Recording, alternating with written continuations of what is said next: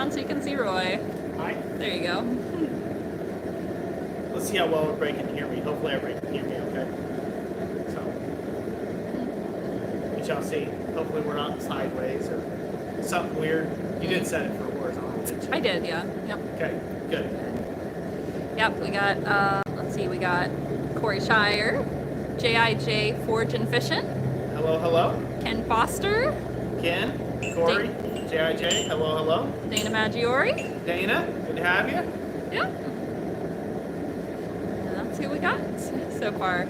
See, let me make sure, I'm gonna make sure it's showing me all chat, because you know how it likes to like sometimes just show top chat, so there we go. There we go. So we only had 3 people waiting. Yep, 4 now. 4 people. Jeez. Yep. Okay. They're getting here.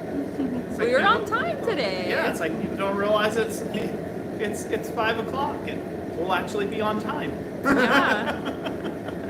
Most people are like, we got an hour. Mm-hmm. They'll be live at 6. They said 5. They'll be live at 6. So. Spencer Coote says, "Heidi ho, good neighbor." Heidi ho, good neighbor. So good to see you, Spencer. All right. Well, welcome to Christ Center Ironworks. In this evening's live stream, I'm going to end up showing you guys how we are going to make some simple stakes, some nice beginner stakes for different types of forming jobs out of some railroad spikes. So it's a pretty simple process, a simple project that just about anybody can do, especially if you've got a source of railroad spikes. This head of the spike lends itself very well to a lot of different things that you can use it for. A lot of different stake shapes, if you will, this head really lends itself nicely to. So I hope to take and showcase that. Now these can be used in either the anvil, if you have a 5/8 square. It is my suggestion that you get that if you're going to do this process, that you have spikes that are at least 5/8 square spikes to handle to be rigidity, to have the rigidity enough for it. But you can either run these in your hardy hole if you have a 5/8 inch hardy hole, or you can put it in the Pritchell hole of your anvil, just like so. Or you can also run them in a vise. Just depends on how you made them and what your purpose is for the spike is. So that's what we're going to be working on this evening. Just a fun, simple project. I figured I'd bring it. In the past, we've done quite a few of more advanced level projects on these live streams. And so I wanted to do a simple one for the beginners out there. And hopefully you guys can find it interesting, informative, and encouraging. So without further ado, I'm going to go ahead and get one of those hot. Rigid Ironworks says, "Howdy, folks." Howdy, howdy, Rigid Ironworks. Dana says, "Are those railroad spikes?" Which, yes, of course. Yes, they are. Speargrass says, "Hola all." Hola, Speargrass. Ken Foster says, "I don't know why, but some of those I've seen seem a lot longer than the rest." Yeah, some spikes are. It just depends on how many ties they're going through. I have noticed that. It's kind of uncommon, but most of them are all the same size. But there are a few exceptions where, you know, they have to go through double stacks of ties. They're tying them together, and you'll see longer spikes. You'll see small spikes. You'll see big spikes. You'll see all different types and sizes. So hopefully everybody can hear me okay. Spencer Coote says, "My insurance kicked in and I don't have to pay for my medication finally." Awesome, Spencer. Hi, Silly. It's always good if it saves you a few pennies. Roger Caldwell says, "Hey, y'all." Howdy, howdy. Yeah, we're up to 24 now. All right. We're heading in the right direction. James says, "Why is it Christmas?" Hey, Christmas in July is next month, right? Yeah. It's always Christmas in my heart. Always Christmas. Homefront Forge says, "Hey, Roy, long time no see. Hope you and the chat have a great one." Who was that again? Homefront Forge. Homefront Forge? Long time no see as well. Thank you for being here. Roger Caldwell says, "What are we working on today?"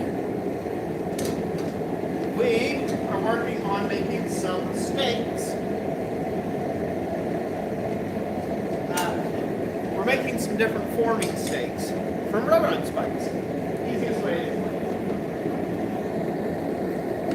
it. Justin Ray says, I see we have the work apron on and not the fancy presentation one, LOL. The what? The work apron versus the presentation apron. Yep, that's right.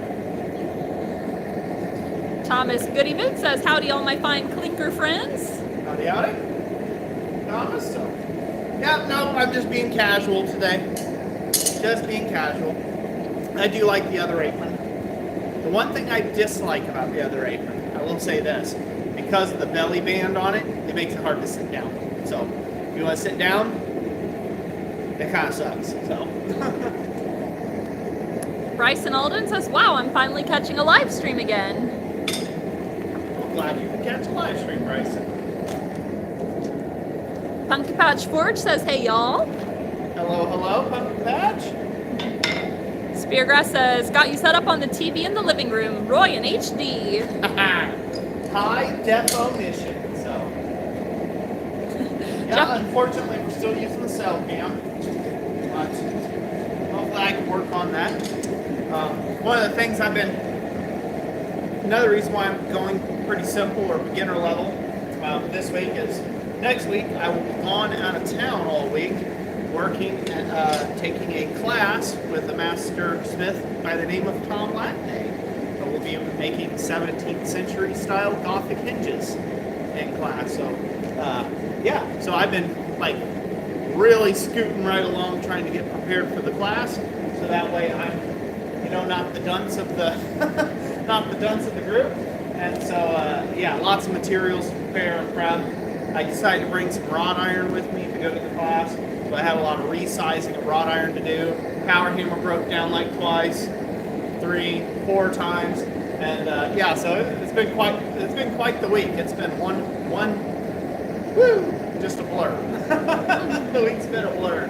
So, but I do plan on, once I get back into town from class, I'm just going to set aside a day and maybe do a member stream and get our other gear back up and going.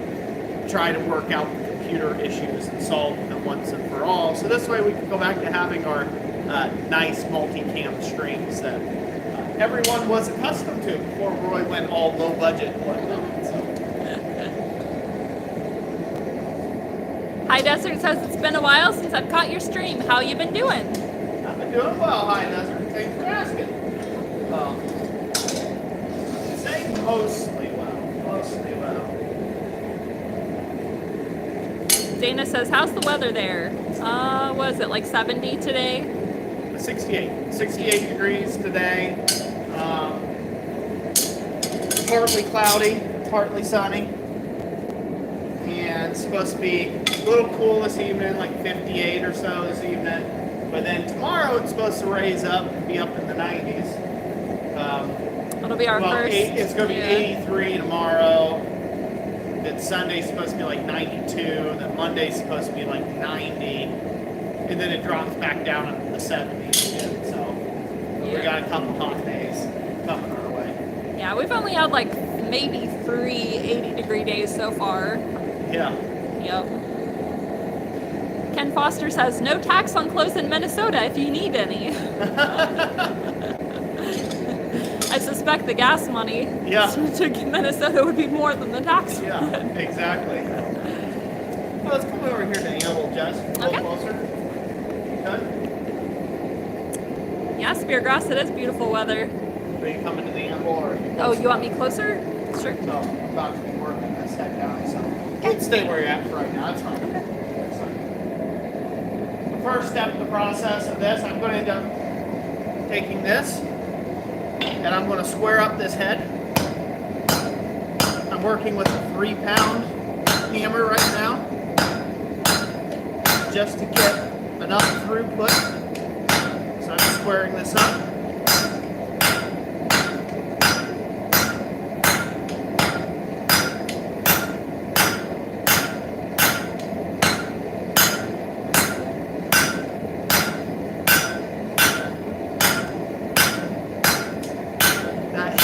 Quite a bit of material in there, so it's like the equivalency of having about a 1 inch by half in it. Hopefully you guys can see that. Yep. Got that all nice and squared up now.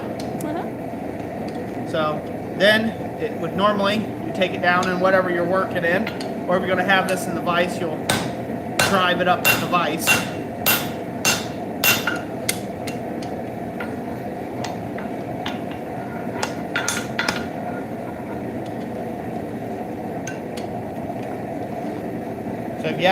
So if you have a 5/8 inch hardy stem or a hardy hole, this will work out perfect in that case. Or a little smaller pressure hole, you can drop it into there, or you can lock this up at the vise. Either way, and work this out. We're gonna go ahead and I'm gonna heat this up again. I want to square that off a bit more, and then for the very first stake that's handy, I'm gonna take a soft face hammer and a ball peen hammer, and I'm going to make a button depression in that, and that's a nice easy rivet header, a rivet button right there out of a rivet. So that was one heat to take that down. Pretty simple, right? Not too bad. Mm-hmm. Yep. We'll go over here and grab a small ball peen. All right.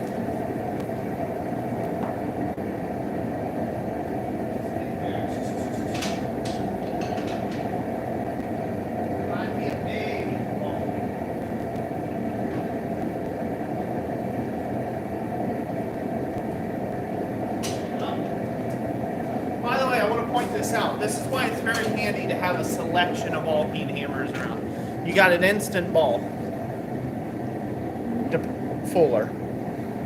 Now, I've recently made a video, and I've refused to comment or correct, make a statement to correct people in their ignorance because, well, it gets me more views, and I need the attention and the attraction right now to the channel, since I haven't been posting as much.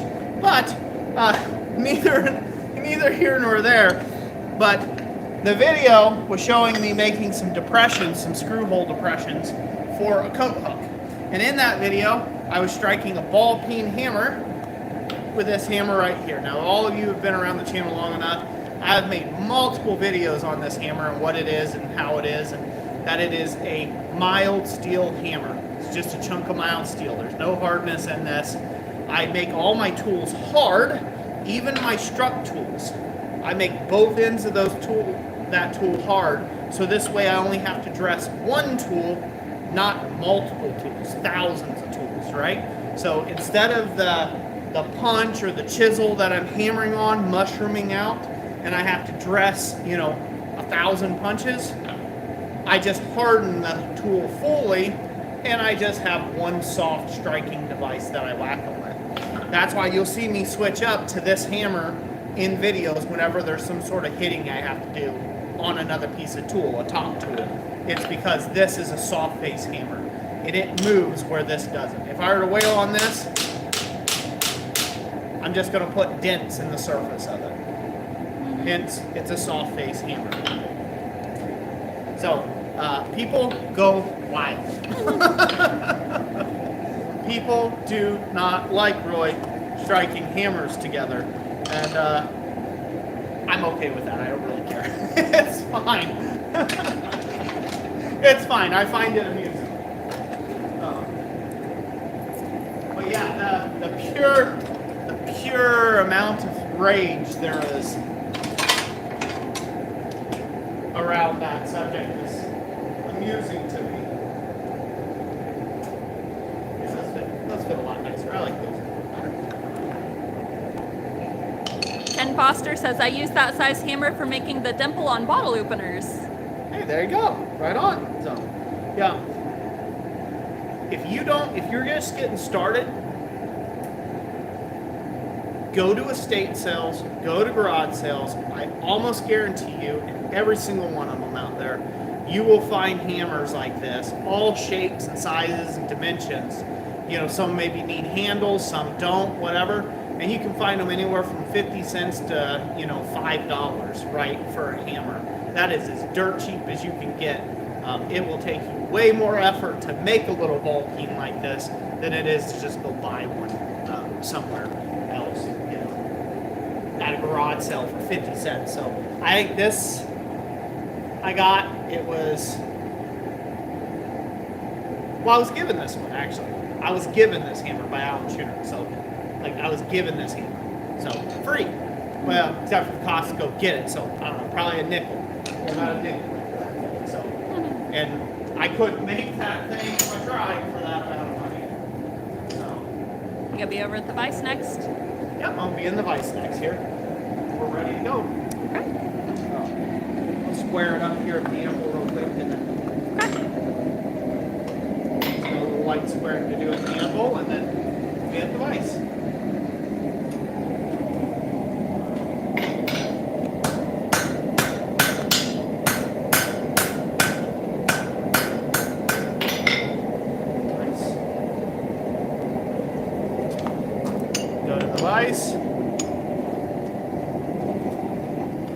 The hardest part about this is probably just working quickly while you got heat.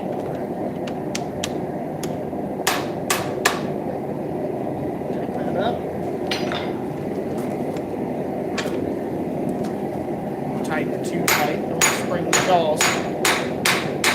Square area. There we go.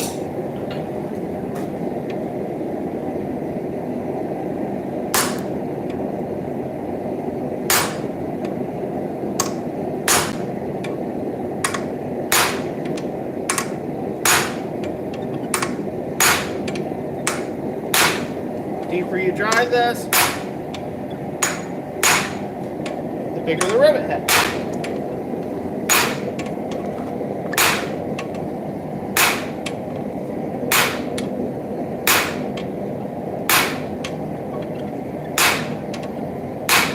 There we go.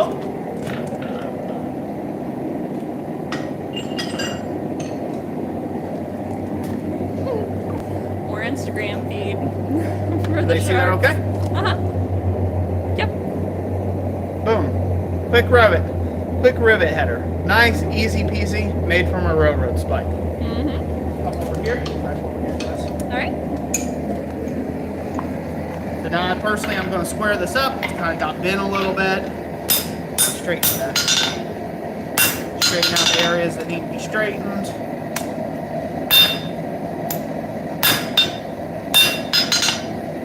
Make sure everything's in line.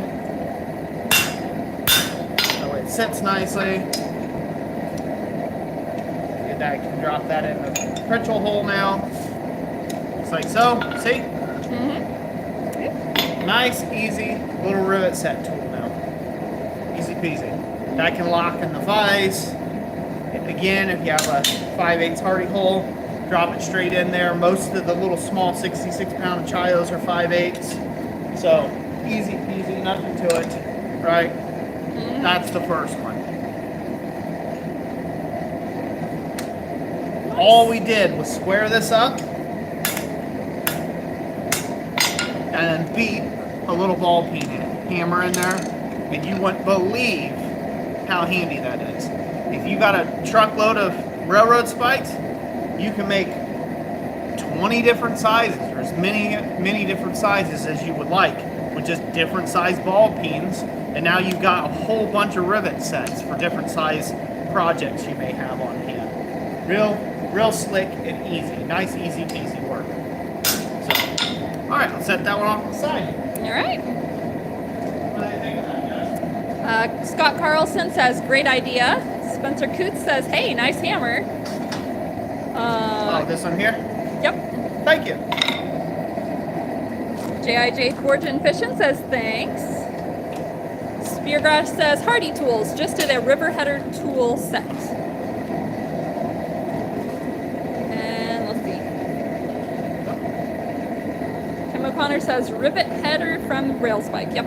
Yep. Just a quick little project, a rivet header from a railroad spike.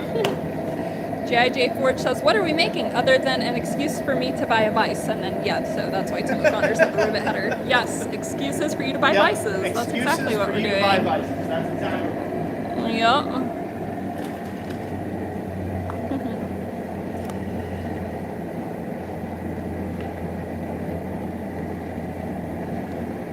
Kid KV says, I've been to doctor's appointments for 2 weeks and I'm sick of it. Ah, I'm sorry to hear I'd be sick of it too. Latte Lover PT says, quick hello from Lisbon, Portugal. Hello from Portugal. Stick around a while. If you can. I like when people around the world can see the work getting done. Roger Caldwell asked, how heavy is your soft face hammer? Soft face hammer. So my soft face hammer is 3.5-ish pounds. So it's kind of like a driving hammer. Originally when I made this, I was making a lot of hammers, so I needed something to drive drifts and punches and things like that. And so I made it kind of heavy. I could use to have a lot lighter hammer than this, and that would be nice too as well. Have like a little 2-pounder or something. But I think this is, we're sitting right around 3.5 pounds for a hammer.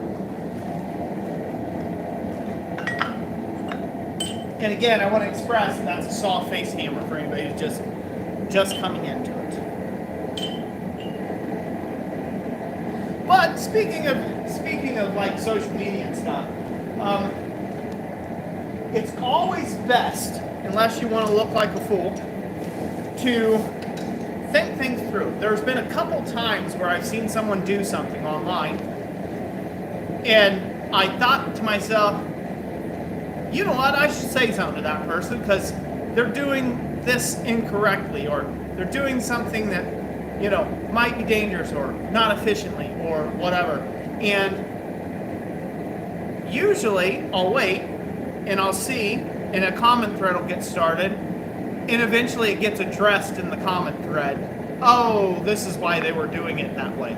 Oh, they were using a soft whatever, right? Or, oh, that hot piece of steel they were working on that was, you know, they were smearing oil on or whatever, and oh, they were using a mold release of some sort because they were doing some closed die forging.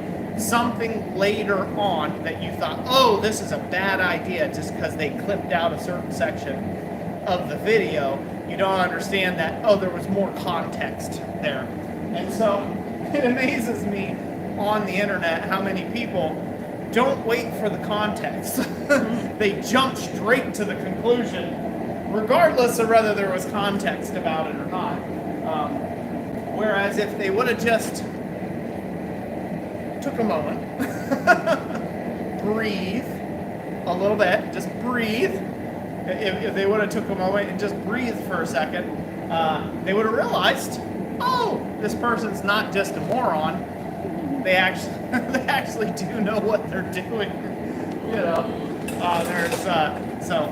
there's been more than one time like that online, and it amuses me because as long as I've been online, I would think that people would learn that by now. That Roy has a purpose. Roy usually has alternative motives. There's a subcontext in there that if you read between the lines, you'll understand or you'll get it. But I'm not just going to serve it to you on a silver platter for the masses.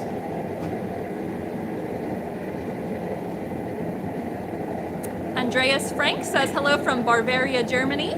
Hello, hello. And Octavio says another barbarian here. Haha.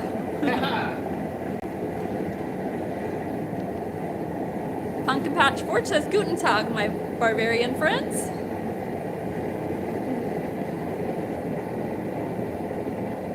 JIJ Forge says, how heavy is the hammer that you were using with the leaf on it? That is a 3-pound hammer. So that is actually a failure hammer. That was meant for a client. Can they see this okay? Uh-huh. Yep. So this was actually a failure hammer. It was meant for a client, but I ended up getting a crack along the carbon migration line between the high carbon tool steel bit and the soft body of the wrought iron, and there was a little bit of a crack across it, and so I couldn't sell it. So therefore I have it now, but it's basically right in here. It's just on this side, but to me that's a failure, so I ended up having to make a whole nother hammer, which is kind of sad. Not gonna lie. It's such a cool hammer. It's a wee sad. Yeah. You had a lot of hours in it. Huh? You did have a lot of hours in it. Yeah. Yep. Let's see. Kid KV says, broke my arm in 2 places and broke my C7 in my spine. That's why all the doctor's appointments. Yikes. Yeah. Big owie. Mm-hmm. Not little owie. Big owie. Jeff Killian says, enjoying ground bear meat and goulash as we watch you work. Ground bear meat and goulash, huh? Yeah, we got a couple bears running around here. Well, not like 10 miles away from us. They've been spotted. Boy, the things people get into, huh? Yeah. Hey, they gotta eat sometime. Well. All right, so for this next one, the head's getting hot. I'm gonna do a very similar thing. I'm going to make a rectangle. That's what I'm gonna do. Pretty simple. I'm gonna make a simple rectangle on the end, and then I'm going to pretty much make essentially a swedge. We'll make a simple swedge out. You guys will see how that progresses here in just a moment. So, ready, Jess? We're gonna go out the anvil. All right. Probably stay off the cellular device while we're. I was just posting that we were doing this. Get a little extra traffic our way. Yeah, that way you can stay on there. Yep. Why is there only 3 people in here? No, 37. I was just. Okay. It was interesting. Figured I'd share. Yeah, mine's awesome. All right, here we go. So we'll start working the sides first. Work the back. This time we're not looking for a square, we're looking for a rectangle.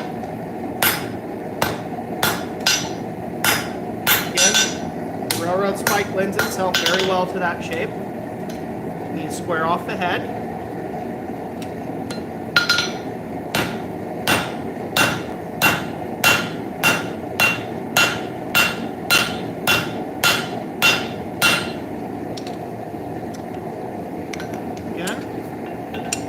As you can see, this is a pretty simple process. You know, we're not struggling here. You know, I'm a pretty fat guy, so you know, you don't hear me sucking wind, right? I'm just calm, cool, making some cool forging, doing that blacksmith stuff. So, just trying to make a nice rectangle. Avoid any rhombusing.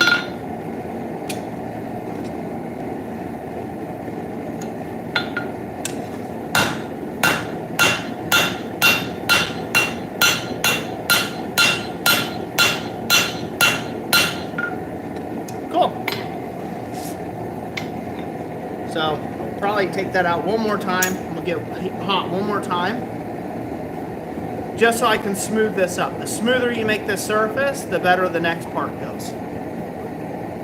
So we're gonna smooth this up and we'll make the next part.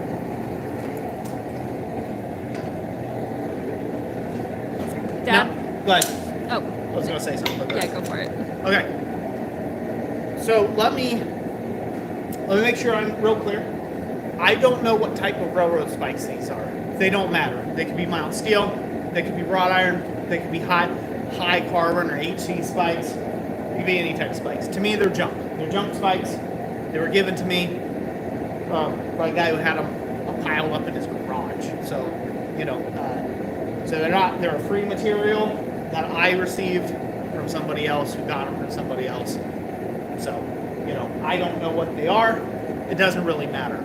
For most of your blacksmith tooling, you do not need high carbon steel. The only time that you need to put out the investment into high carbon material is for your punches, like punches and chisels that are going to engage with hot material or cold material, and your hammer itself, or your anvil. Everything else can be pretty much mild steel. It's perfectly suitable and fine. For most things, especially in one-off work. Now, if you get into specialty stuff, like you're making dies, right? You know, you're making a die that you're going to be running 1,000 foot of bar stock through. Yeah, you probably are going to want to make that out of something good, some high carbon material. But you make a test piece in mild, work out all the kinks and the mechanics, and then you make the nice one in your proper high carbon material. But so you don't need to have high carbon steel. These aren't high carbon steel spikes. Like I said, I don't know what they are. I don't know what they are. They're forging like basic mild steel spikes.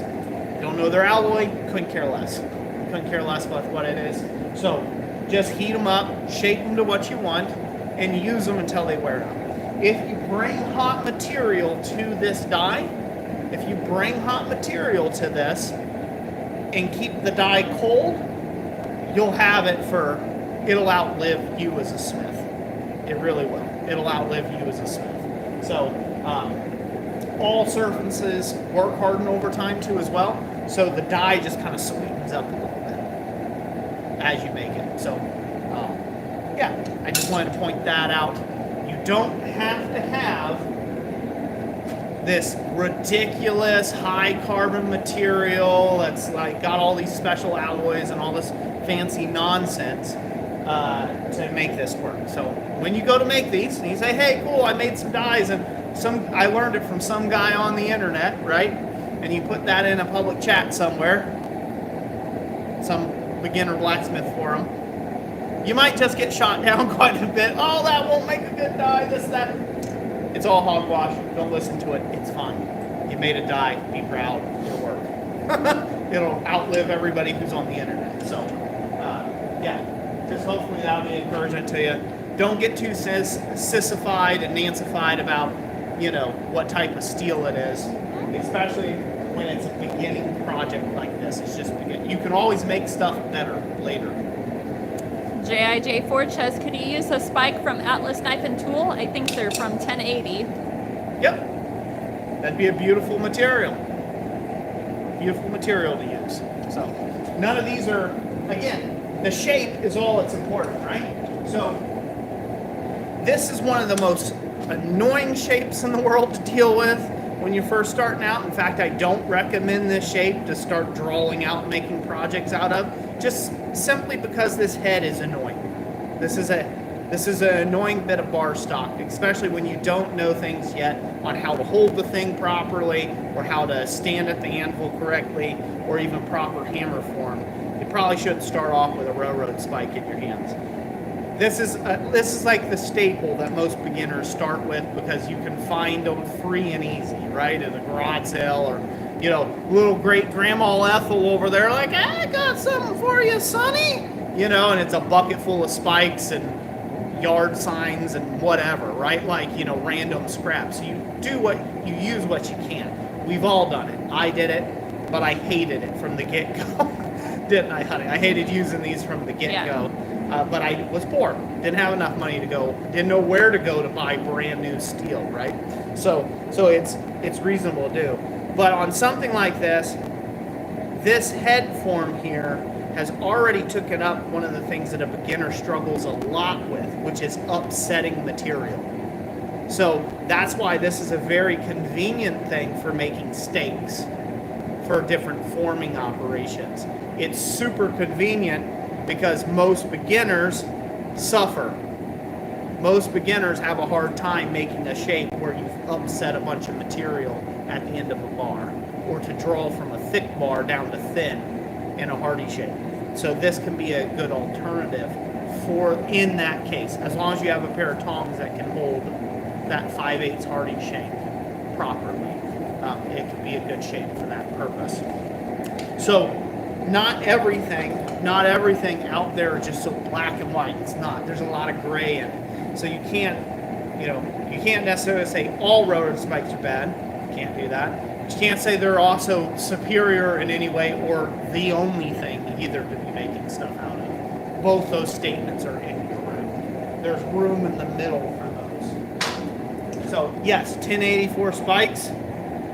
If you want to spend the money on buying those, then they're great. Like they'll work out just fine. Again, the shape itself is what you're after in making things with it. So if that's your access, great.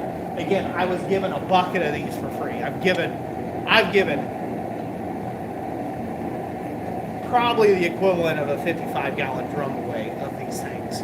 I've given them away. I get people give them to me. Again, they're clearing out their barn like, hey, I think you could use these. And I pass them on to other people, when I get a chance. So.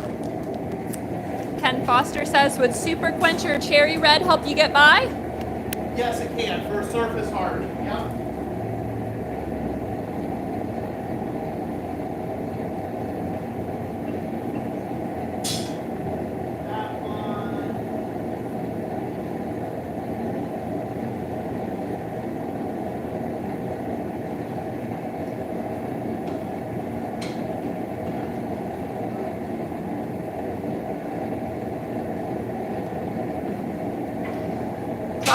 Proverbs 27:17 says, "Can always harden the most simple of steels by encasing the piece in clay with leather or wood charcoal, sealed up, placed in the forge, and allowing it to reach critical. If left, it can turn from mild to high carbon."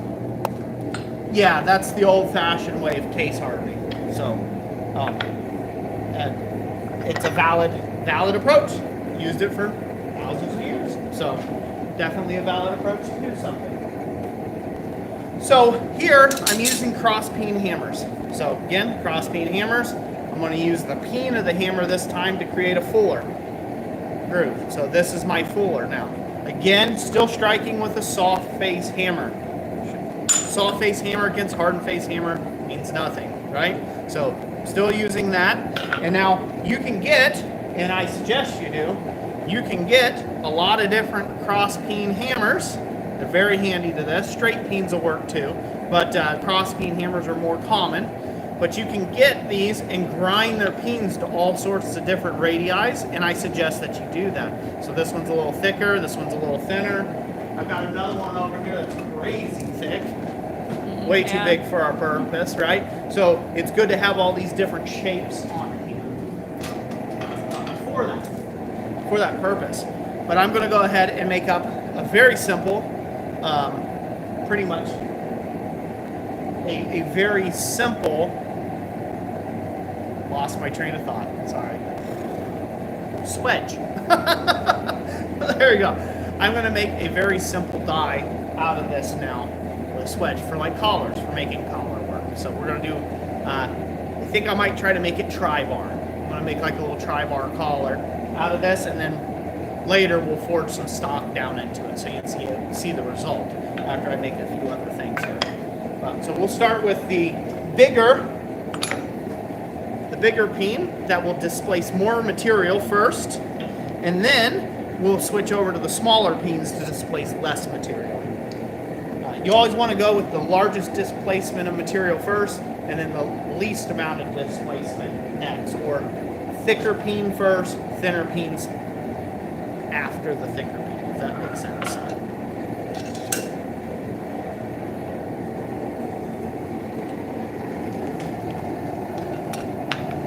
Alright, so here we go. Try to get it lined up from my perspective just so I can make this nice and easy. So I'm going to come along with my thicker peen and my hammer.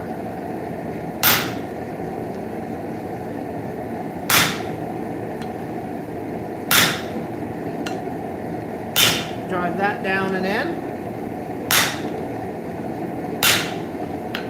Nice. And we'll go with the thinner peen right next to it.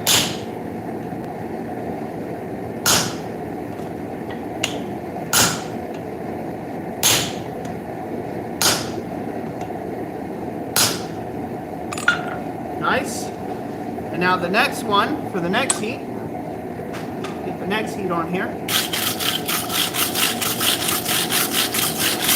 I'll go over to the vise and I'll drive the rest in the vise so that way it doesn't keep slipping down the hole. This round crucial hole is a little too big, so it's kind of going down and in, and I don't want that. So, can they see that okay? Yeah, babe. I'm going to bring it up to a little closer. Okay. Can we see that shape? Yep, sure can. See how it's forming? Simple forming steak. Yeah. Hold it there for a sec. There we go. You see it okay? Uh-huh. Yep, there we go. All right. Get it hot again.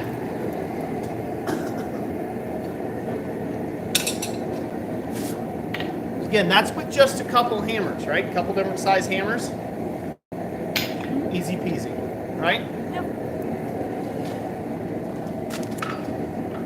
Dana says he's getting his shed cleaned out, so it could be just a shed instead of a blacksmith shop. Oh, that's sad to hear, Dana. Says the wife and I are probably going to move out of Massachusetts because everything is getting so expensive.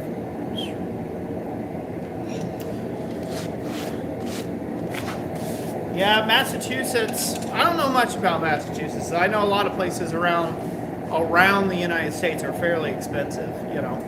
But one good one good news thing is, you know, if you do move from, there's all the stories out there where someone moved from a very expensive place to live that had a big property boom or whatever, you know, and they were able to sell their house for way more, you know, they were able to get a lot of equity from their place and be able to buy 10 times the house and property that they had originally. You know, we know personally several people who came all the way from California, you know, and they were living in just a small condo or whatever, and then they moved, right, and they moved from California to, say, like Colorado, and this is back in the early 2000s, and they were like millionaires. You know what I mean? They were like millionaires moving to Colorado, so they had like the fanciest everything.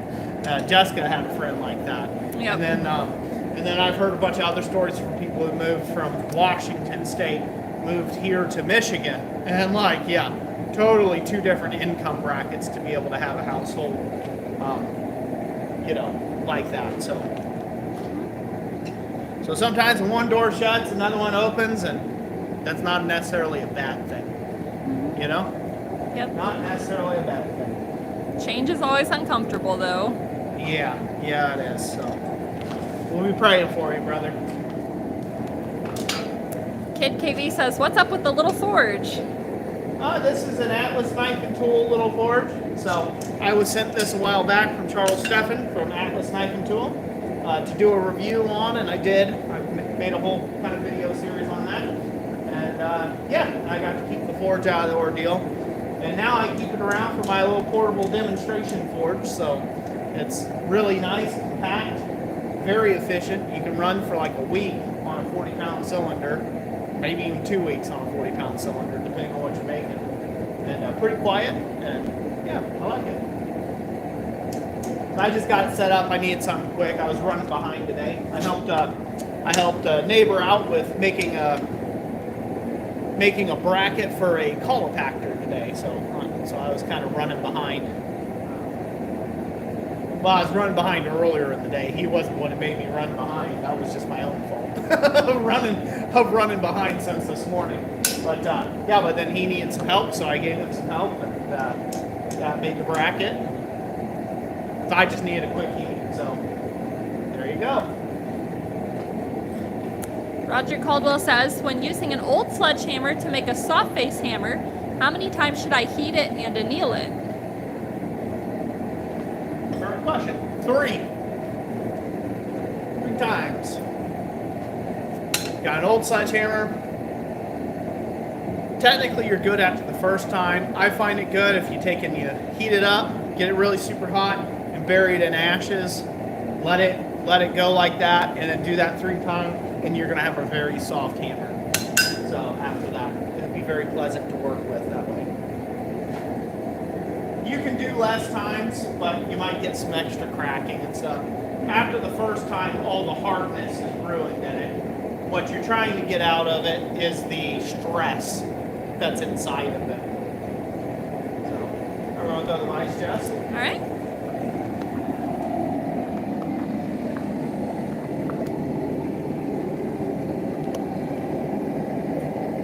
Yeah, getting the stress out of it, that's the tricky thing.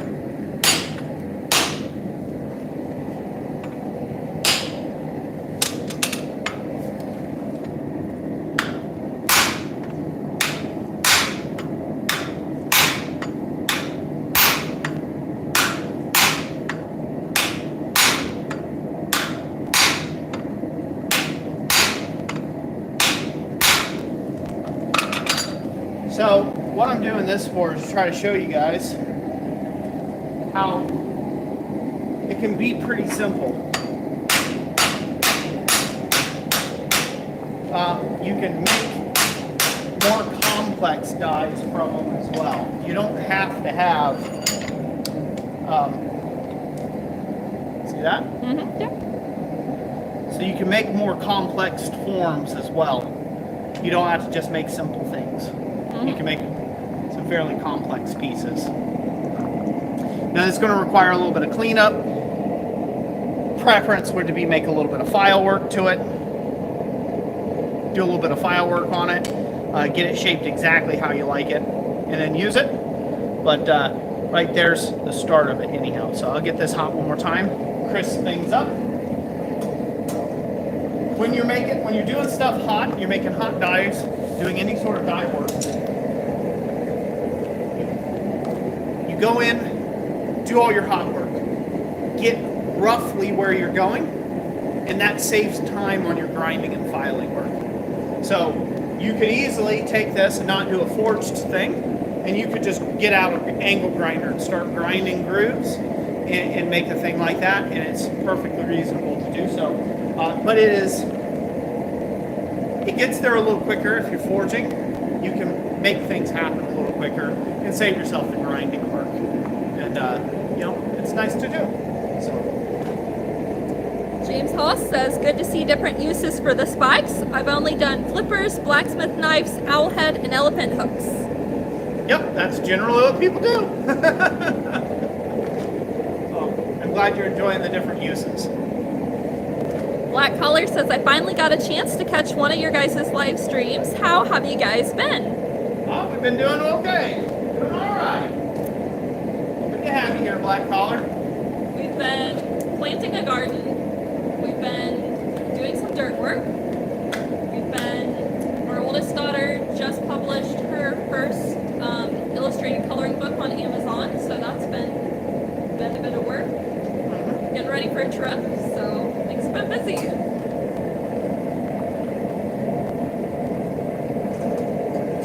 Jeff Killian says, I like the split cross from Railroad Spike. Yep, that's a fun one too.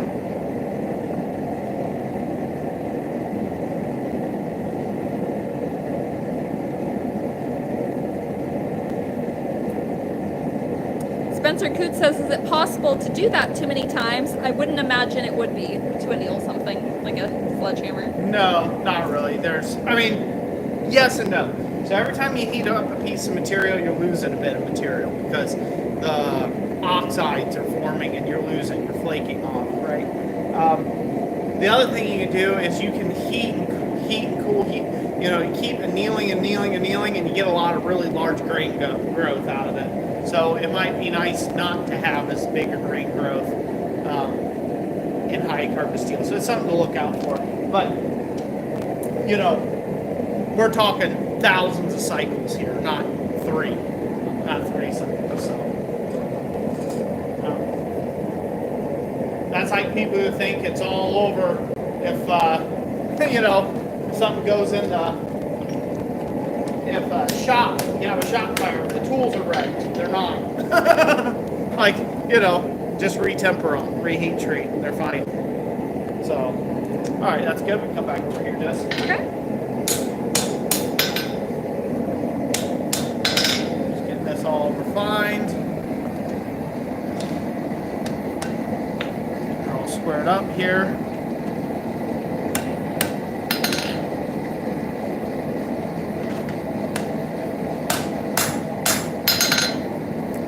Pressed. It's looking good. Now, there's not really a roadmap for me to tell you what to do with this, right? Like, this is just a simple swedge form I'm making. You can make it whatever you want. If it's your die, just come up with your plan. I'm just kind of taking a wild gander. This isn't for a project. This isn't for any specific anything I'm making. It's just like, how can I best show a swedge form being made? That's really all this is. So it's just an exercise in forging. Now it needs a little bit of grinding done to it, so we're going to set this off to cool. We'll grind it here in a little bit, and then I'll show you how that actually works with a piece. But can I see that? Yep. Sure can. Pretty cool, huh? Yeah. Somebody said at first that it looked like it was going to be a leafing steak. Yep. Definitely could be. Thank you, Roger. Yeah, those conchos I've been doing for almost 2 years for the lady. She's started her own leather working bags, and so she found some of my jewelry, and then she said, hey, can you make conchos in that style? And I'm like, well, I'll give it a try. So yeah, so I've been doing those for a little while.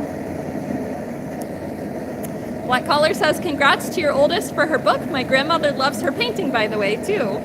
Awesome. Awesome. Thank you. Hello, Laura Kennedy. Corey Shire says, to make a soft-faced hammer, I suppose I could de-handle a number 2 or number 3 Harbor Freight drilling hammer, toss it in the forge to anneal it, and put the handle back on it, huh? Yep, pretty much. So it just has to be softer than the struck tool that you're striking. So, and Harbor Freight hammer might just be softer than the struck tool you're striking. So you never know. I've had a mixed result with Harbor Freight hammers. A couple of them I've had, like they're drilling hammers for like concrete, or like driving a chisel on concrete. Soft, dead soft. And other ones, bone hard too, like just ready to chip at a moment's notice. So your safest bet is to go throw it in the fire somewhere. And then knock the handle out, put a new handle in it. It's the cost of a $4 handle. And you can have a soft faced hammer.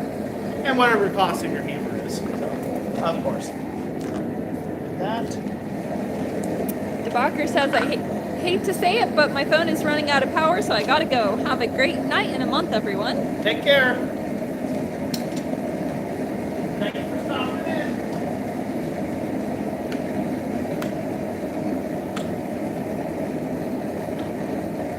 Laura Kennedy, we are making various swedge tools from railroad spikes. Burns. Kid KV says, heart doctor doesn't want my BP past 130. It's kind of hard to keep it that low, huh? Yeah. If you're doing any activity level. Yeah. Especially hard for me.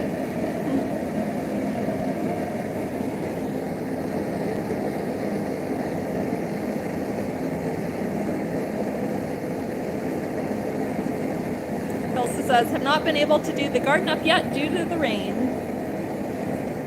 Yeah, we had a spell of rain and then some time without it, so it's like, well, we better get the plants in. Yeah. Spencer Coots, Roy, you know your wife?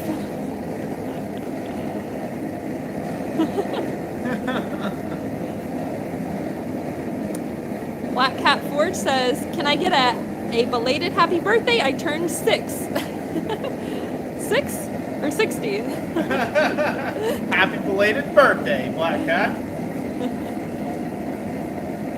Turned 59 yesteryear. Or 59 yesteryear, huh? Yesterday? That's a lot of years, my friend. That's a lot of years. Punkapat says I have a snap-on engineer hammer that is softer than any of my struck tools. Yeah. Well, then use it. Enrage the internet. That's what I do. When in doubt, enrage the internet. Take it from me.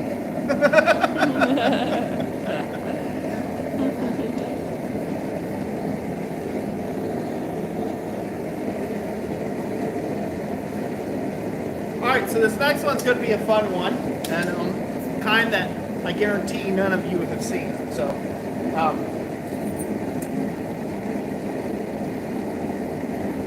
we've all made leaves. Maybe I shouldn't let too much. Maybe I should vary the plot a little bit. But so we've all made leaves.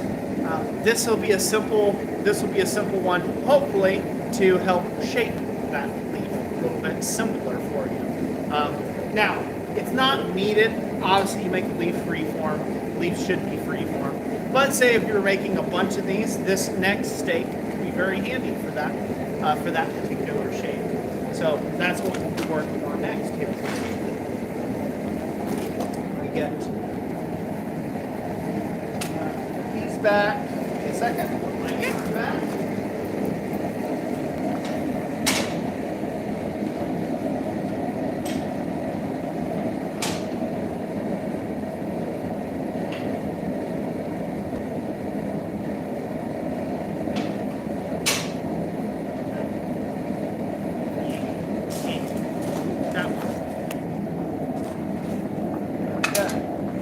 I'll be over here, Jess. All right.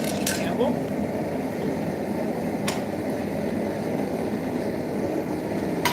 All right. On this one again, I'm going to go ahead and square up the edge a little bit. With an emphasis on drawing down. Front a little bit.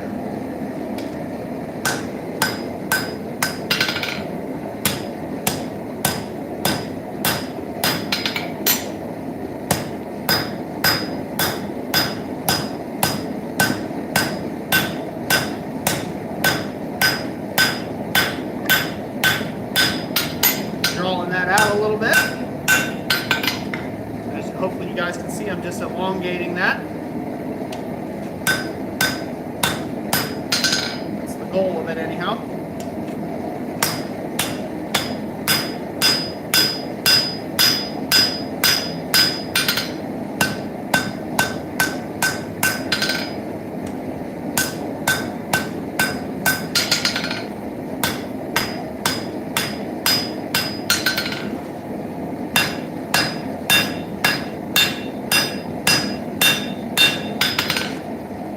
Back in my simpler, earlier days of YouTube, this is how I've produced all the content that I've produced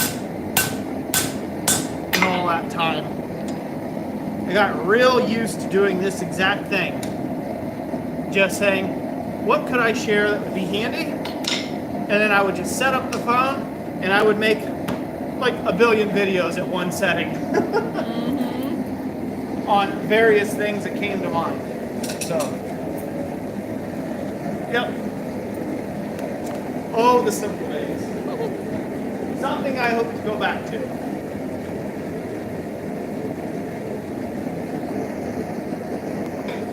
My Desert says, Roy, I was thinking of using a railroad spike to upset the head to fit the 3/4 inch hardy hole, then give it a 90-degree bend, and use the shank to put the rivet header indents. What are your thoughts? Say it one more time. Okay.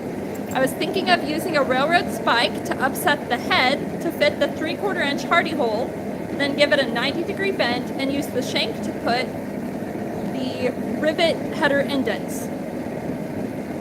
So use the head to fit your 3/4 inch hardy hole. Yeah, pretty much. And just bend it over basically. Yeah, you can do that. Do that. That's a valid way of doing it. You just have to work with what you got. Spencer Coote says she's so much prettier than you. Yeah. No. Laura Kennedy. Not feeling Spencer's Captain Obvious.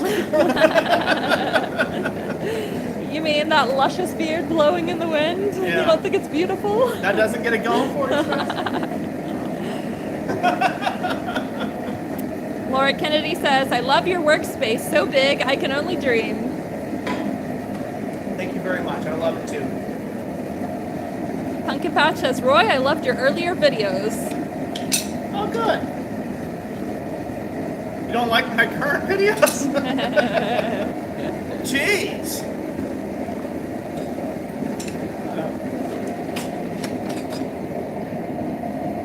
So, I'm way more practiced and polished now when it comes to, at least I feel like I am anyhow, with demonstrating, right? And talking to a camera, talking to you out there, because I know there's real people on the other side of that lens.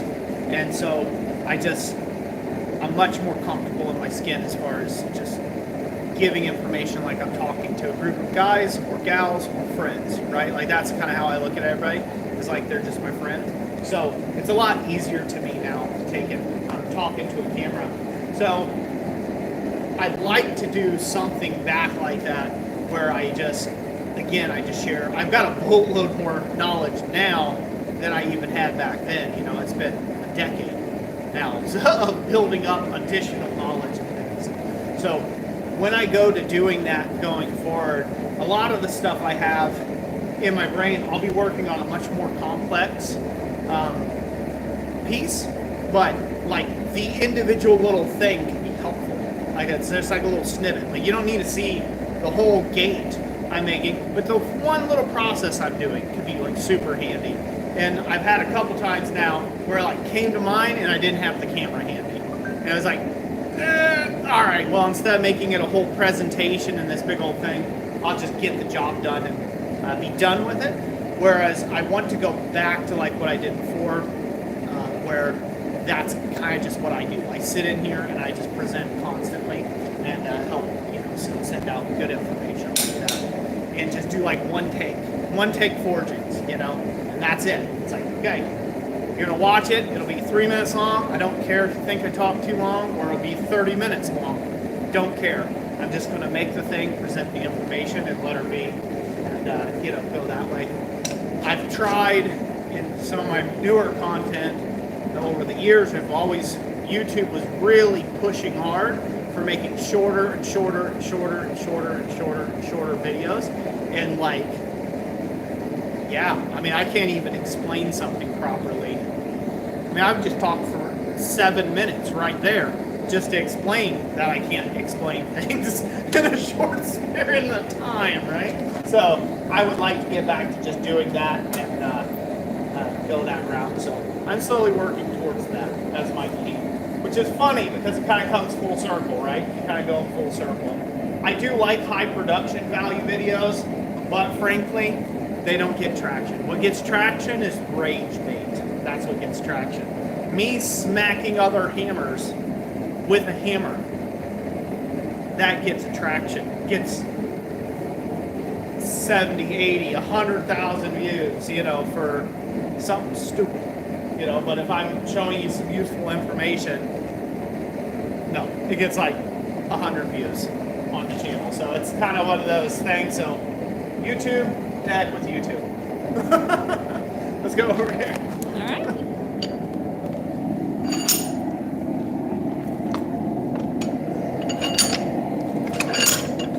I'm using the cross and the peen, this hammer. I'm going to roll out to each side of the center line, like as if I'm making a leaf.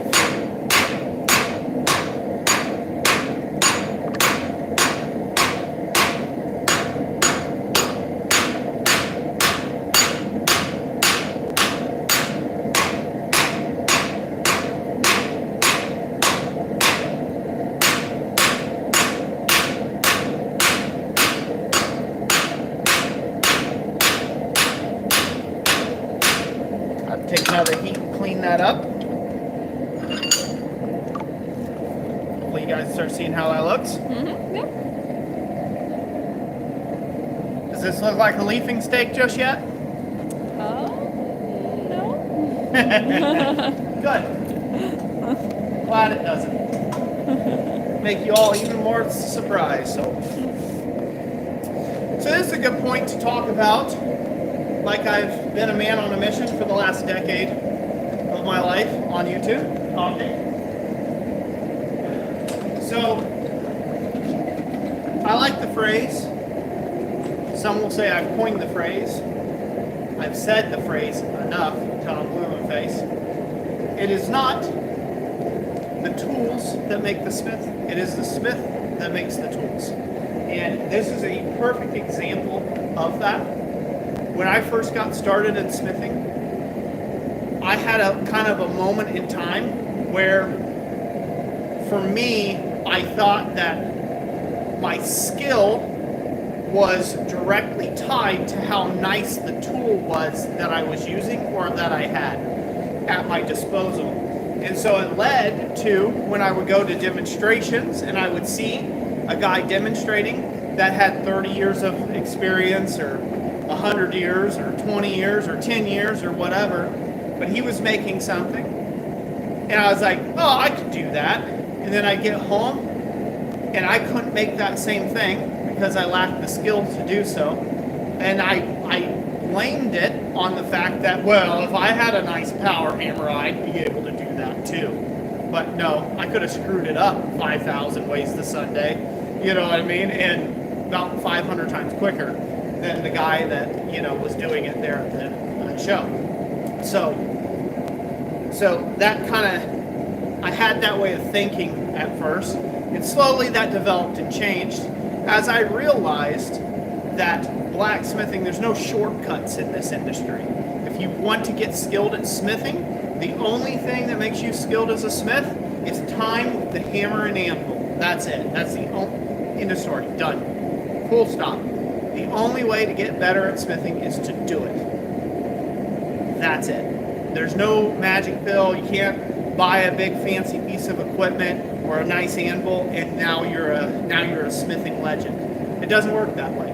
You have to earn it. And that's one of the things I love so much about this craft is it's honest. It's honest like that. Like if you're a woodworker, yeah, you got to have skills, but that thing is, woodworking is built on tools. Like you have got to have special fence and the doodad and the special router and the fence and the whatever to make certain shapes, right? Or you got to have extreme skill. But in blacksmithing, you can buy a power hammer tomorrow and run your arms through it in the next hour and never smith again a day in your life. So, or you can take that knife you were wanting to make out of a railroad spike, run it under that power hammer, and you just have a much longer butter knife that you would have produced, and not the Tonto Slayer blade or whatever it is that you were after. So, the tools do not make the smith makes the tools. And this is a great example of that. Every specialty tool in-house, in-shop here, is made by me, 100% by me. And some of it's mild steel, some of it's high carbon, some of it was one-time use, some of it I've given away. And, you know, and I'll build again at some point, right? And so every scroll jig, every hammer, every, you know, you name it. But beyond like simple store-bought hammers, right? Pretty much almost all my tools are custom built by me. And so if you are in a shop and you don't have a super nice $500,000 shop and you don't have, you know, $500,000 in blacksmithing, forging equipment, don't worry about it. There are many master smiths out there that worked in hovels for shops, what we would consider hovels for shops. Nothing better than a piece of tin over your head to keep the sun and the rain off, right? So you are forging amongst the greats. Just like they have done for thousands of years. So, you know, that is valuable. But it is something you have to rewire your brain on, is that it's about skill. These lobes I'm pulling out right now, they're a critical part of of making this tool that I'm about to show you. But they take skill, they take hammer control, they take some finesse. You need to know when to hit it and when to stop, you know, when to quit it. So it takes skill and it takes effort, and you have to have that sort of skill. There's no specialty tool I'm using here, it's just a cross-beam hammer. None of the tools I've used so far in this presentation have been specialty tools that you would have to go out and buy. I've been at the vise, I've been at the anvil, I've been at the forge, and I've used a hammer of some sort in all of these cases, haven't I? Yep. So let that be an encouragement to you. You don't have to have the nicest shop, you don't have to have the fanciest of everything, and you can build yourself, you know, the type of shop and the type of tools that you really want to.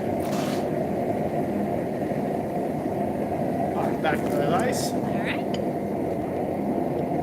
Fountain Patch Forge shows a way to heat it, a way to beat it, and something to beat it upon is all that's needed. Yep, and skill.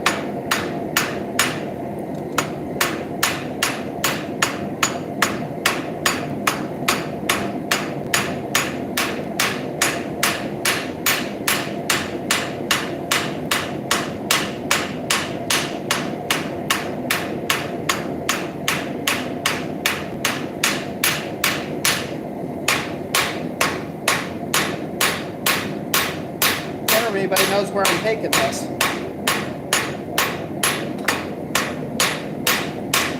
Not exactly.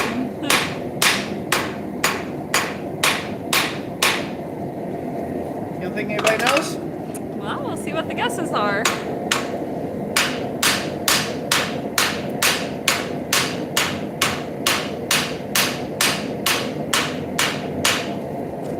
Black Cat Forge says, I tell my students not to buy the most expensive tools. Harbor Freight is the blacksmith's best friend. Yep.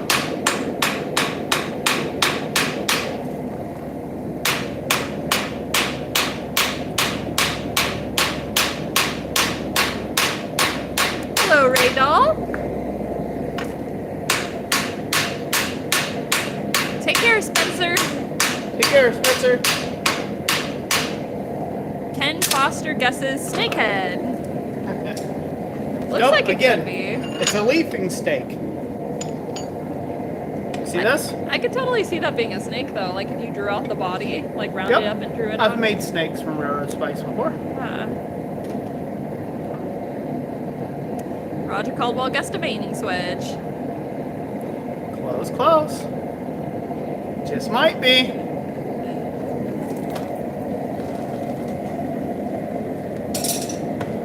Ken Foster said, I found taking a class to make a hammer was cheaper than buying a rounding hammer.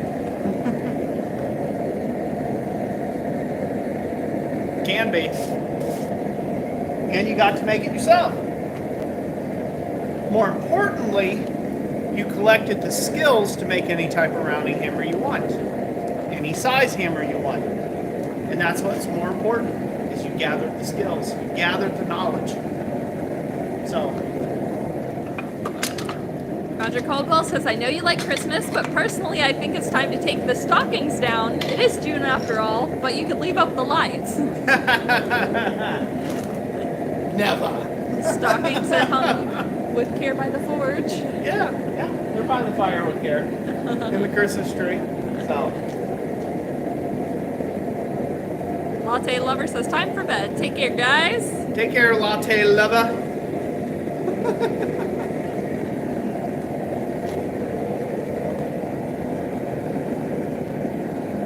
Radal says, late to the party, but howdy from Kaufman, Texas. Hello. Welcome. We're making a leafing swedge of a different kind, a different variety.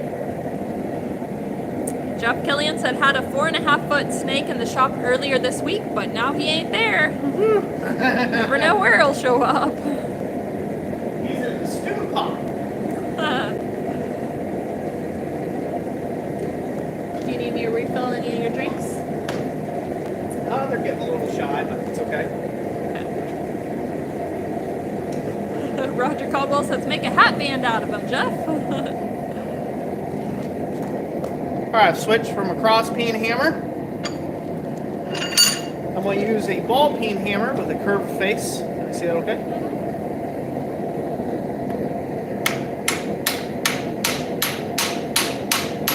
Just to smooth things up a bit.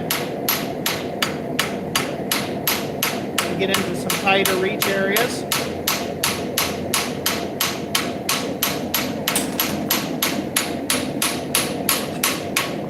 So, ordinarily, one thing you can do is you don't want to do all this planishing and shaping with the hammers. You could come in after you got your rough form and just grind the shape. It'll be fine.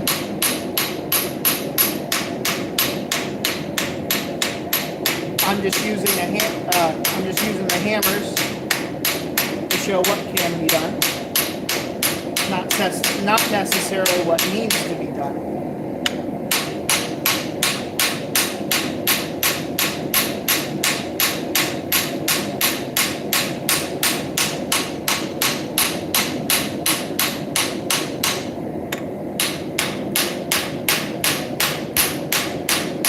Pay attention to how I'm hammering on this.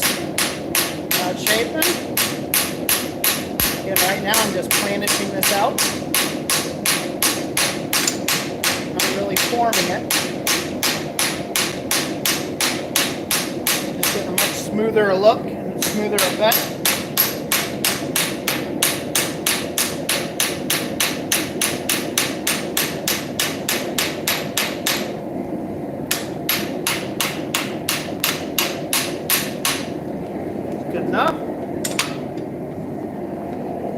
I can always shape it more with a grinder later.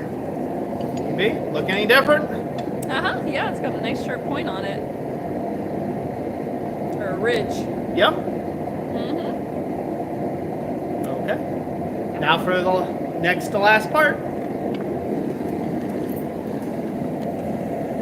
And I'll have to show you how we use it. Ken Foster says, I made up some of the skillets from your blanks at a guild event. Really got a lot of attention. I ended up giving out some of your other blanks I had on hand. And a couple of the smiths had seen your stuff but wasn't sure about it. So I gave them some of the stuff I had. They were impressed at how good the blanks were. Cool. Awesome. Thank you very much for doing that.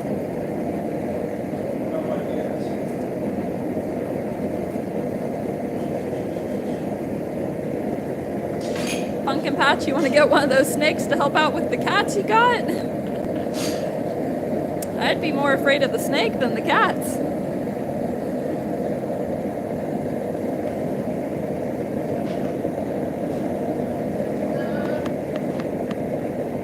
Looking for a short piece of page for now. I think they got one of our other tickets, so.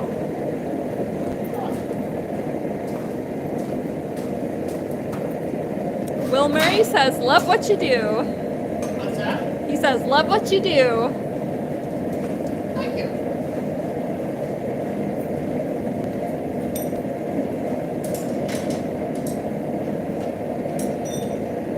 Got some 3/8 round bar. Up with that.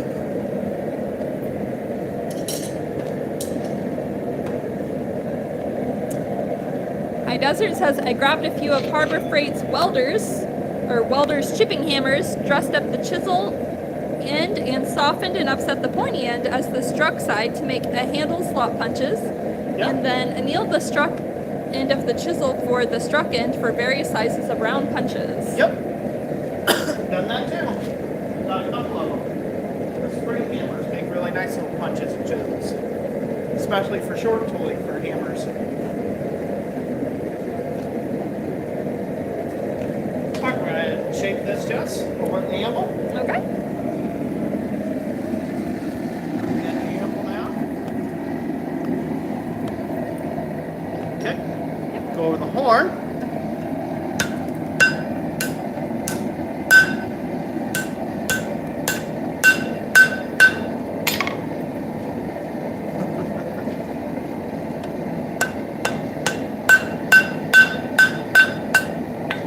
Any guesses? A weasel. A weasel. Oh, weasel. Again, this is a leaf forming state. Well, you know, gotta have a few fun guesses in the mix. A weasel? A weasel. Oh, brother. Looks like it could be an animal-like face. Could be. Yeah. Could be. It's got a snout. Anteater. Ken All Foster wrong. says scroll starter. It's kind of like a scroll starter, but for leaves. That's good. So I'm going to go ahead and cool this off.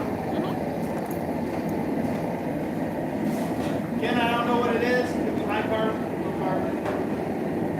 Maybe some other thing. Doesn't matter.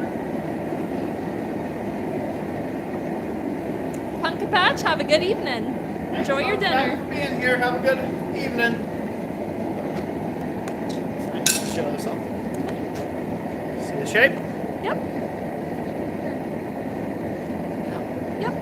Again, it can be ground to shape a little better. You can shape it however you want, but I'm just trying to show you the initial start of it. Actually, I'll lock up the vise here. All right.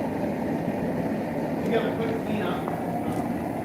If you want to go get me some more drink, yes, Sure. that could be great. Okay. Just leave it pointed at the vice, I or have a point at the vise right now. okay. Lock this on here.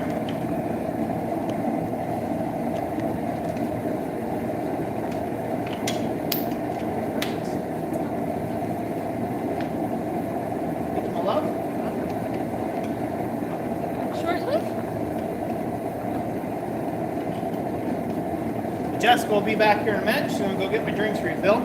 Tell them we're going to do a little bit of grinding. So if you're listening through your earbuds, you might want to turn your volume down now.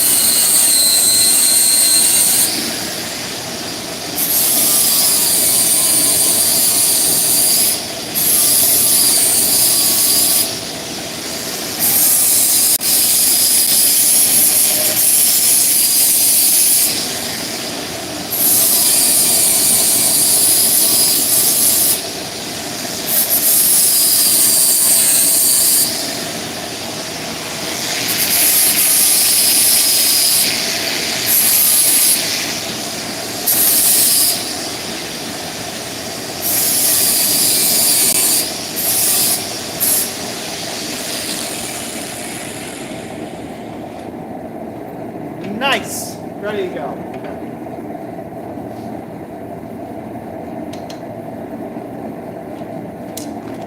Oh, I'm going to lock it right here in this vise. That's where it's going to stay. And now, come back here in a second here.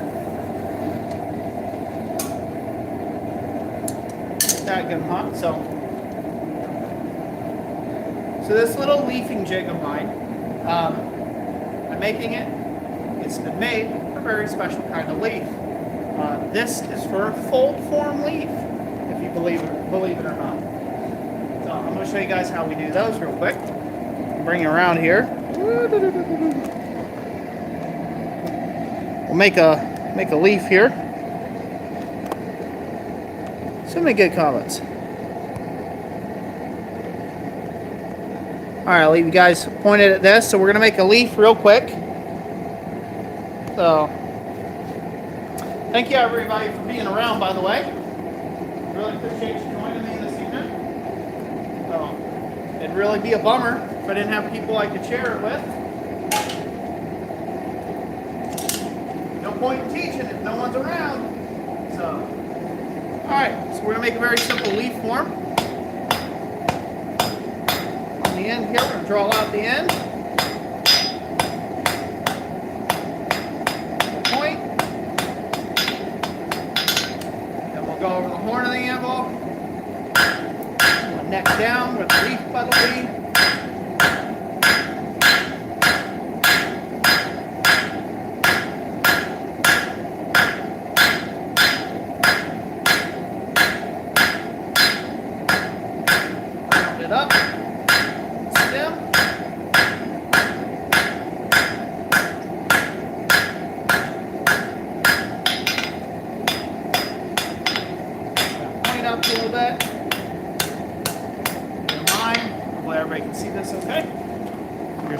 form, like all leaves. Oh, come on, focus you.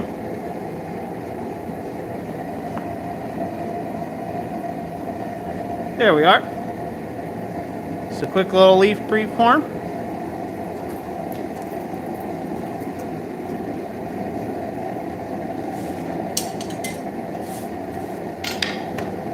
Now we will forge out that leaf and spread it.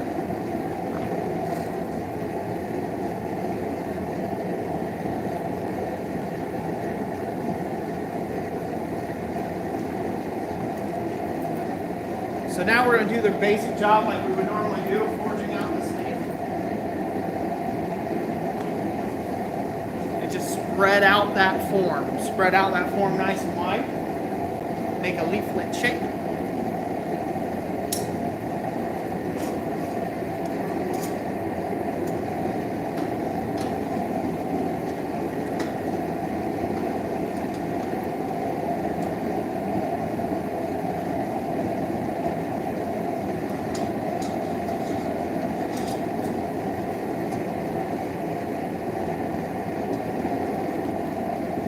Once that gets hot enough, we'll do that.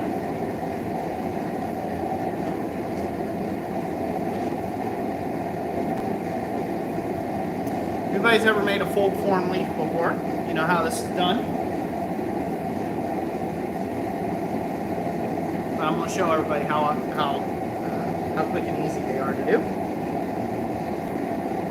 And then you'll see how this stake is helpful. Bring this out. Put it up on the diamond. Bring down flat on it. Flip my beam. Draw out my sides, my edges.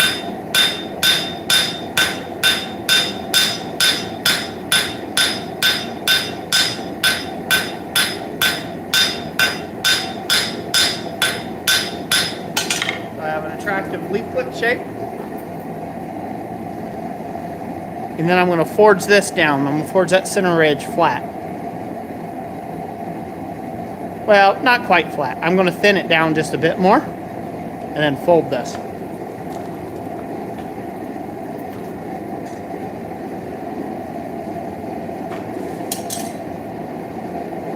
So what you're looking at right now is you're actually looking at what will become the bottom of the leaf. Not the top of the leaf, but the bottom of the leaf.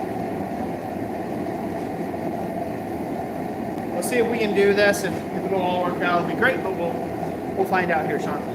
I gotta thin it out a little bit more because I need to get that thinness in it in order to do a fold form leaf.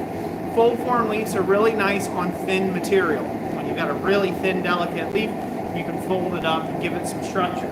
If your leaf is too thick when you go to fold it, it kind of comes out chunky and it's not nearly as nice. So, and you can do stuff like, you know, create tears and other weird stuff. So,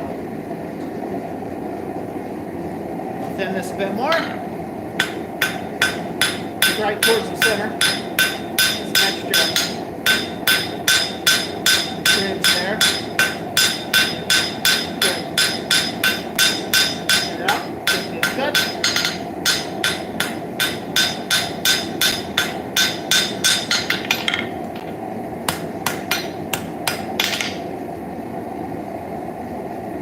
Nice leaflet started there.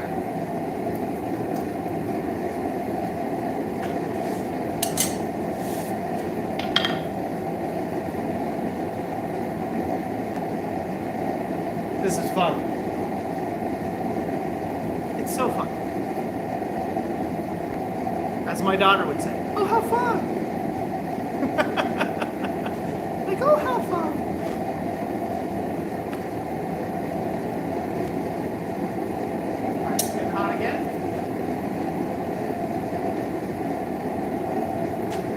Hammered into the crook of my anvil. If you have a step of the anvil, that's where you want to do. I'm putting the vein side that I hammered on the front down into there.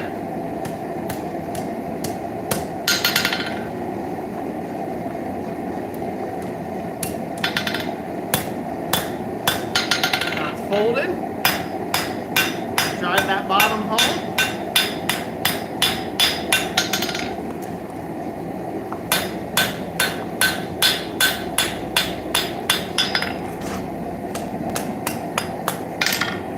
it's folded into a taco shape. So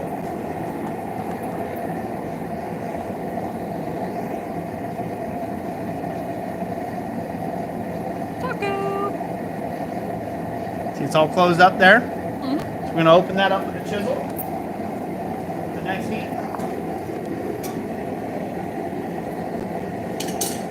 Rob Huff says, gave a $5 super chat and said, simply because I've been a slouch lately. Thank you, Rob. I appreciate it, brother. We won't hold it against you. Keith Tenzing says, hey everyone, finally made it to a live stream. Good to have you, Keith.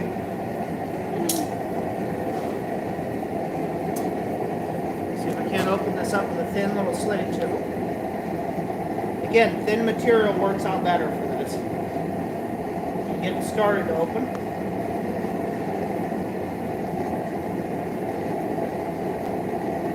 Just using that as kind of a bit of a pry bar to get it hot again.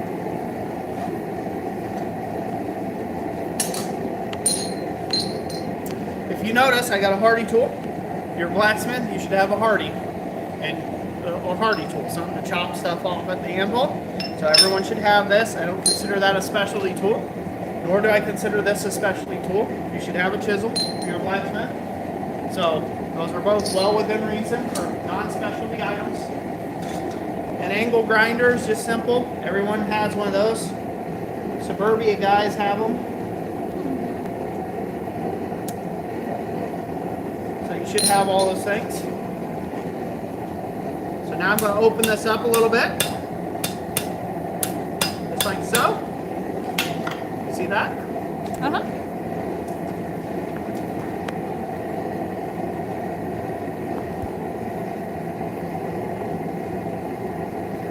And this leaf might not be big enough. I might have to do a 1/2 inch leaf to do it right.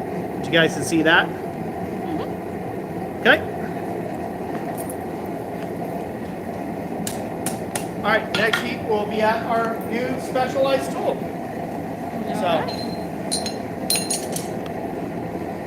You gotta keep that in the, that'll be Right over here. Okay.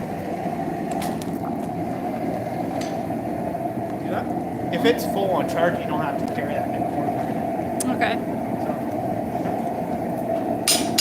Probably unplug it.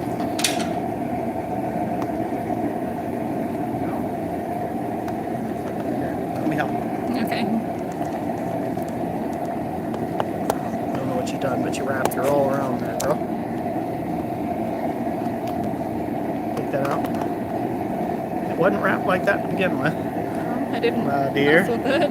I think you spun it. Oh, maybe that Twisted was... this around and around. Okay. There you go. All right, that's out of the way. Okay. Good. I'm gonna bring it over here. Get it close so they can see this in action. All right. So this leaf might be a little small, but you can use a small leaf on this tool.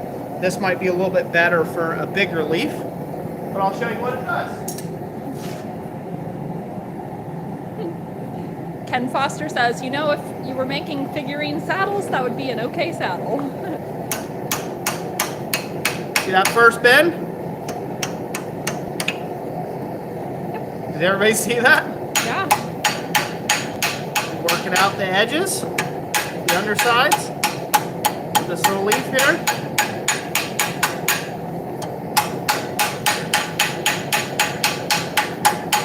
See how I've got it over this tool here? Ba-doom. Nice. Yep. See how it maintains that inner curve? Yeah, very nice. So I would want to grind a bit more scoop, a bit more cup into these lobe areas. That way I can just hammer from the backside and create a nice lobe. But now you could work these over the edge of this if you wanted to and just round them out a little bit like a leafing steak. I had to get this hot again because she's wanting to rotate. We get it hot one more time. Can you guys see how handy that was? Mm-hmm. Yeah. Again, a simple tool. I was able to drive this down and in, right, to create the bottom of the vein, and I was able to work this over to create that. And then I was able to dress up the face and clean it up from the back side to create that form on the outside. So now I'm going to go ahead and heat this up one more time. And I'm going to use this extra part here to give these extra curve here. Now, before you ask, Roy, where have you seen such a thing before? Where did you learn this? This is lit purely from my mind. I have no clue. Maybe I've seen a book. Who knows? I don't know. This is purely just inspiration to make a tool of a different way of making a leaf form to help with doing fold form leaves. If you need to make it again and again and again, and have a little aid to do that. One of the problems with doing, of course, you do all this right at the anvil. If you got enough skill, you don't need some special tool for it. But if you had a whole bunch of these to make, and they all need to have kind of like the same exact amount of curl to them, and the same amount of cup and stuff, then you would want to make yourself a die form or a stake like this. So, yeah, so it's not like I'm a super genius or anything else like that. It's just, you know, necessity is the mother of all invention, right? And so it was just a necessary tool that I could think of that somebody may or may not want to have. So now I'm going to go over this bottom fuller with my light hammer and work this around. Provide extra curve. This is where the skill comes in. The more skill you have, the cooler you can make this thing look.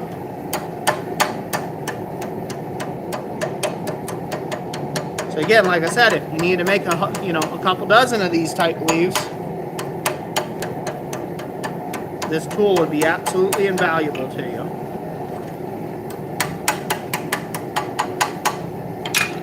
All right, I'll brush that up. Pour at the anvil. Take one heat and brush her up real quick. Roger Caldwell says, could you chisel side veins into the swedge, or would it not actually show up in your leaf? So you could chisel. I would suggest making another swedge that has side veins in it if you want veins in it. But the reason for that being is to put material into a groove, right? If you chisel veins into it to get that texture, to get that raised bump, you have to be able to displace material down into the die block. Whereas with a fold form leaf, you're not displacing anything. You are forming the leaf at that point. So you would want to do that before you get to the forming step. So make yourself a separate chisel to do that.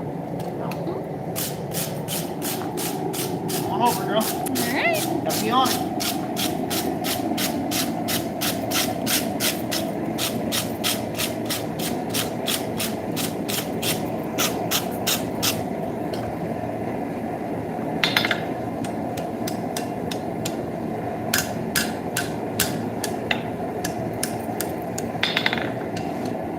If I had $1 for every weird leaf thing I got laying around this place, I'd be a millionaire.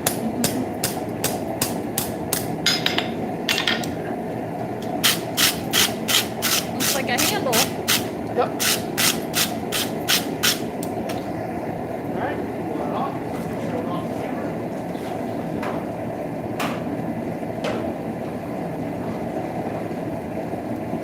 Just so you know, we're 20 minutes till 7. Right on.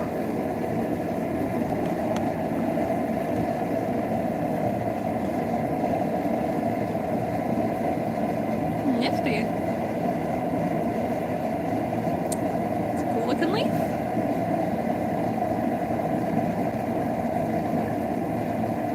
What do you think? I like it. So there you go. That's all off that simple tool. Bring that out. Show off that simple tool. There. So that curve fits that curve, and that was what allowed to make us that. So Got a photo of it too. again, thinking things out, right? Mm-hmm. You see how smooth that leaf is? So not every leaf needs to be textured. Just let the forge work. Let the forge scale speak for itself. So a simple tool like that, again, railroad spike.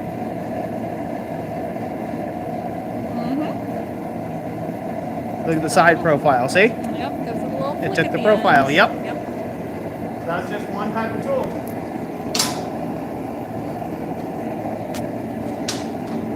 Ray Dahl says, nice leaf. Thank you. Robert Galana says, sweet leaf. Yep. So now let's go ahead and let's go clean this up. I'm gonna throw this up in the grind. I'm gonna put this on the grind now. This thing ground shape where I need it, what I need it to be. So if you're wearing earbuds, turn down your volume now.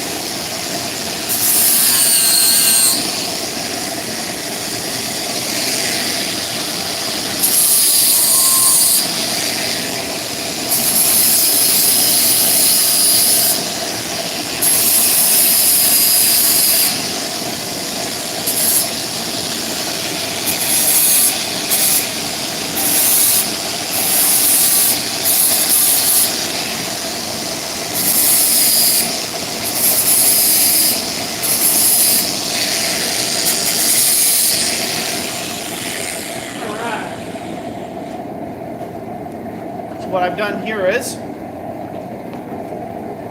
I've just sharpened up the profiles a little bit, made them sharper, what I need them to be. Now I'll heat something up and use that to my advantage. Piece of bar stock, heat it up.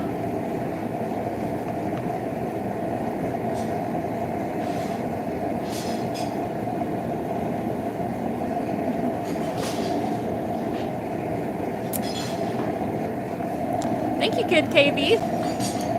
I actually came out in the forge a week or two ago, and me and our son were forging some oak leaf shelf brackets. So that was fun.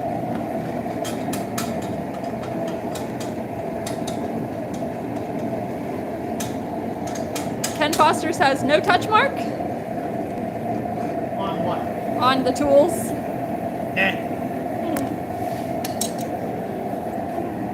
Suppose I could, huh? Suppose so. I might stay. Radal says instant forms and swedges. Yep. Again, all of this off of, right, just some railroad spikes, right? Pretty simple. We made ourselves a rivet bucking tool, or a rivet header. We've made ourselves a swedge tool. Some fancy work there. We've made ourselves a leaf preform tool, a leafing stake preform. That turns out and makes this thing right here. Right? All that out of some free to me spikes. So there's a lot of other things you can do than knives. There's a lot of other things you can do besides knives with them. So I encourage you to try, experiment, have some fun with it.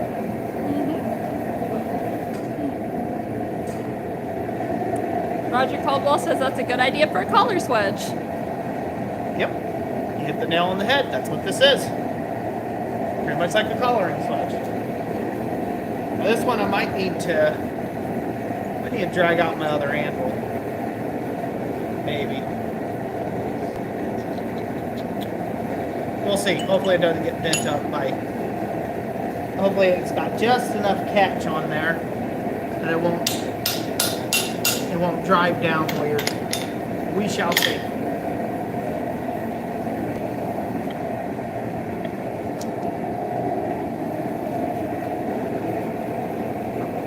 I feel like you're up at an extreme angle. I know, it's been that angle the whole time, but... You know, you can just take that thing up. Oh, I guess I could. And raise the whole apparatus. Yeah. And then it'd be further from the anvil, I guess. Yeah. Yeah. Oh.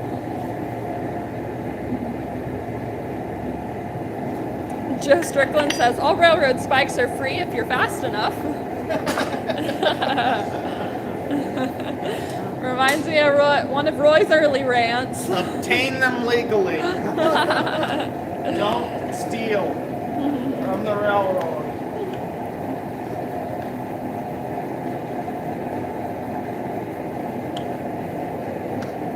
And hello, Bobby Lannis, if I didn't say that earlier. Richard Ironworks, have a good weekend. Richard Ironworks, take care. Everybody's taking off before the good part and seeing what all we made. Rob Huff says, I got a thank you letter from someone for helping her forge a hammer at the IBA conference. Hit me right in the feels. I'll never admit to having that. Very cool. You big softy. Big cuddly man, you.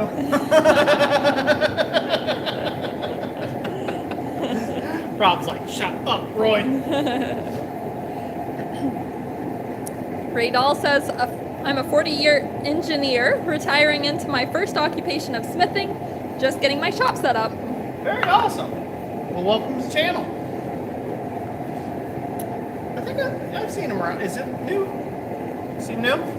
Hi, how long have you been on the channel, Ray? I think the name sounds familiar to me. Ken Foster says, I went to a local office and offered to buy some of their scrap. Railroad gave me about 100 plus some tracks and plates. There you go, man. That's much. Legally. Legally. Last thing you want to do is be on 6 o'clock news. Or yoinking spikes out of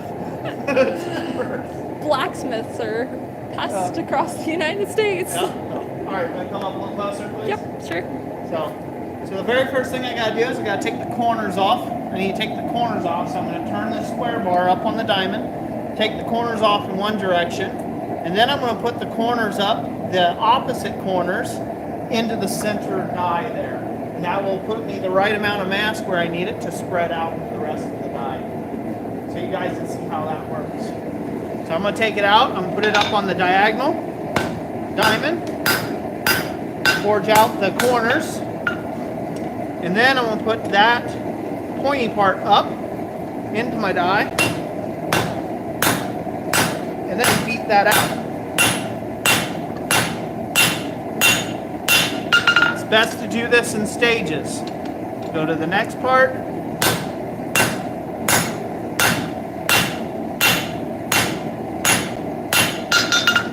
and get it hot again.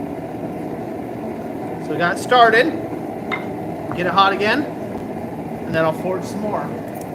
I'll show you guys the result. Whenever you're doing die work, you got to keep it hot. Do not let it cool off. Remember, this is a soft die, right? This isn't high carbon steel. It may be, may not be. Nonetheless, we got to keep it cool and keep that hot. So but don't go too far with it. Joe Strickland, our shop is located in Lower Peninsula, Michigan. Yep. Keith Tenzing says, Roy, it looks like you lost some weight. Thank you for noticing. I have. About, what is it? 15, 16 pounds, somewhere in there? Yep, somewhere in there.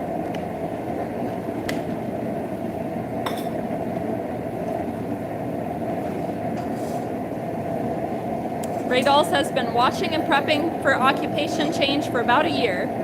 Well, awesome. Good to have you as part of the team.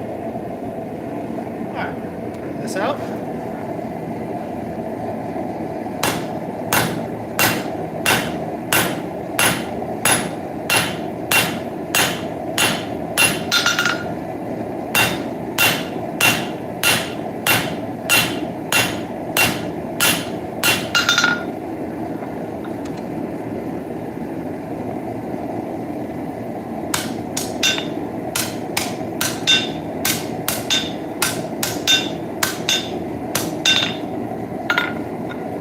I'll forge on that a little bit more. Turn it up, and you guys can see the whole result. Again, railroad spike, right? Who knew? Now, this here is not preferred. This wouldn't be my preferred way. Mainly because it's fairly thin. It's thin material, it's close to the anvil. I would like to have a little more mass in the block for doing this type of die work. But I wanted to show you what's possible with what you have on here. Without a bunch of craziness, right? Or a bunch of crazy thick stock or sections. This is something you could do, right? But as you use this, if it gets too hot, it's going to start to bend and distort, right? Because all that beating around. So this I would use this sparingly. This is like if you just needed something real quick. One of the other things you could do is just put one single fuller groove in there and use that as your simple, just as a very simple swedge shape if you need to make up small material and something like that. Maybe not something as big as, half-inch square, but think 3/8 or less, that kind. It'd be much more advantageous that way. Square up my piece here. And then we'll go through that center die.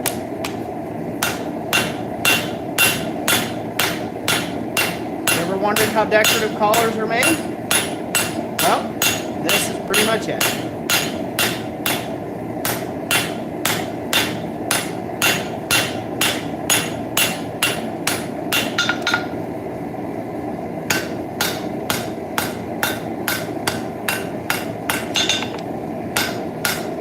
I could have literally hammered any number of depressions, or sizes, or shapes, or whatever into this piece, and it would have looked great.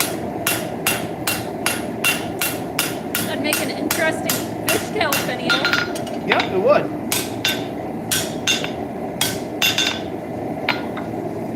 Alright, that's good enough to prove the principle of what we're doing.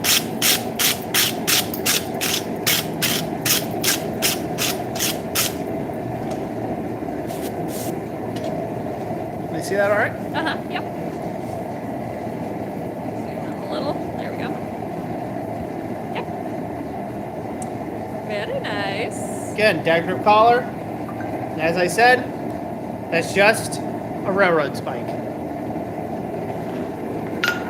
Which is also, by the way, screaming hot. So Yeah. don't ever pull these things out by hand. Got to cool her down first. So I'll set that down and go cool these off real quick actually. Cool both. Roger Caldwell says, I usually use round stock for collars, never tried square. Yeah.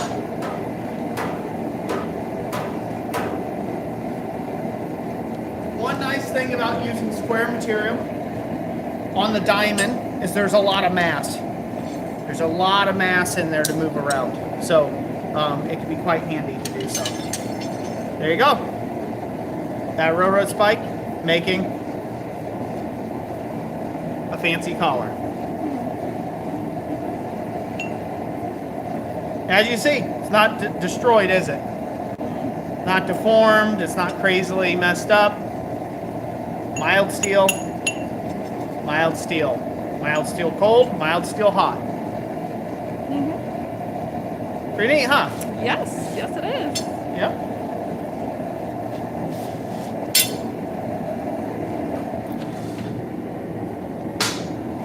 Ken Foster says, I bet you have a few Uper jokes.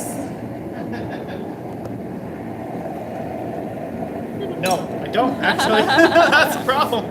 Oh, they seem to have plenty of Uper. Jokes about us trolls. Huh? Yeah. Jokes about us trolls who live below about the bridge. us trolls under the bridge, yeah.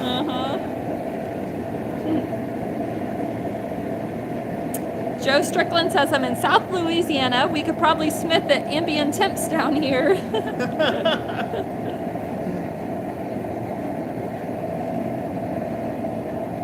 Keith Tenzing says, Roy, I have an idea of a forge build, but my mind does not work that way. If I send you the dimensions of the idea, could you make some blueprints for me? Of course, I will pay you. Well, I can't say no. Go ahead and send them. Worst I can do is say it's beyond my pay grade. So, yeah, send them up. We'll see. I'll give it a shot. Give it a gander. Kid KB says, you look good, Roy. My doctor wants me to put on weight. Well, thank you. I'm glad you think I look good. Being super thin is not in my vocabulary. The thinnest I ever got, I was running 5 miles a day, eating super restrictive, like 0 carbs at all. Pretty much eating plain chicken, plain fish, and broccoli or cauliflower. And it took me about 2 years, and I got down of that type of diet and running 5 miles a day to get down to 189 pounds. So I got all the way down to 189 pounds, and I was thin, but I got to an unhealthy level. I ended up backing off, started adding some carbs back to my diet, things like that.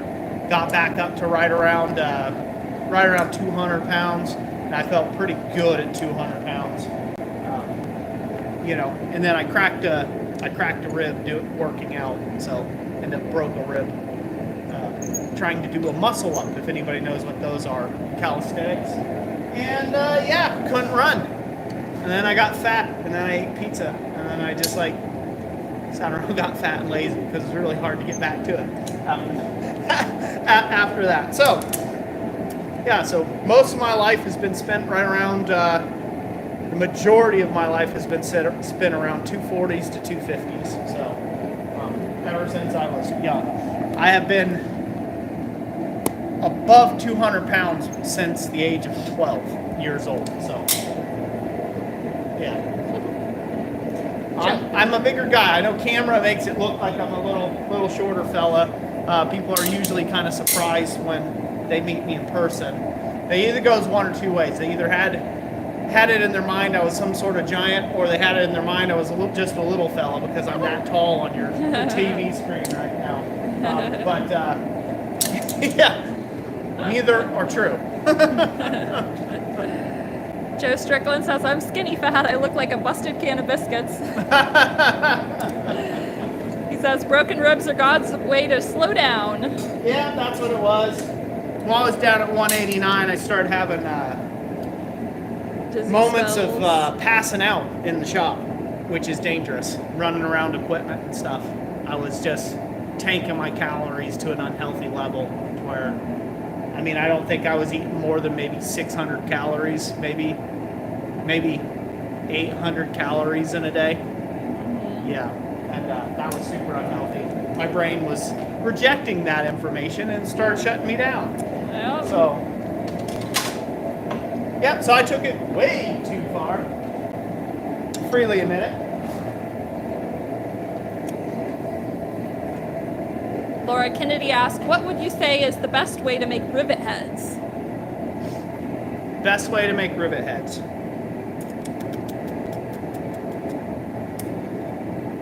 So you can make rivets. I've seen guys do them where they drill a hole in a block and then they make the head of the rivet and then they cool the rivet and they pop it out of the block. Generally, to save time, I would say the best way to make a rivet head or to make a rivet in itself is to just get a piece of bar that's the right size for the hole that you've either punched or drilled, put it through, make sure it has enough stick out both sides, usually 1.5 times the material thickness, and rivet it up in spot.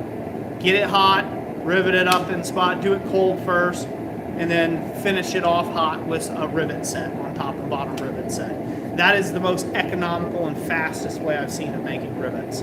That way you're not monkeying around with making one side of the head and then, you know, later on trying to fit that, do all that. You can just do it all at the same time. And that's what I've done before, and that's my preferred method.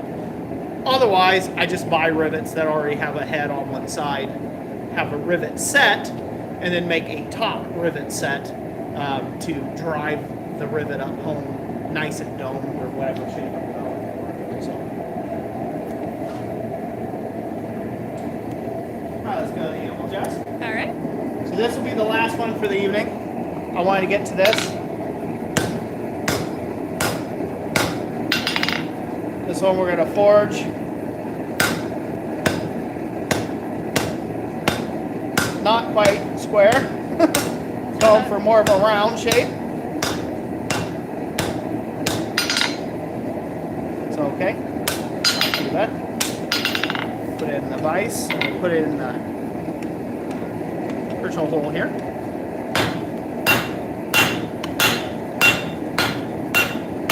Just want to round this head out.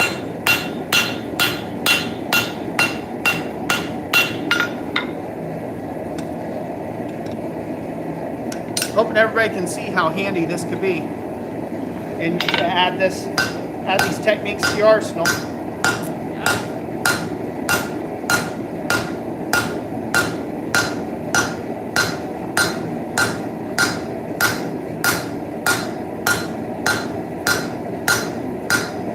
Ray Doll says those are some heavy stocking stuffers you're making there. They really are, aren't they? All right, we'll get that back in the forge. I'm going to do one more flattening of it, and then we'll move on to the next one. Okay. Kid KV says, I made a cold rivet, not just once. Yeah? Yeah? They're not that hard to make. It seems more intimidating. I have an entire riveting series on rivet work on YouTube. So, highly suggest you give it a watch on the playlist.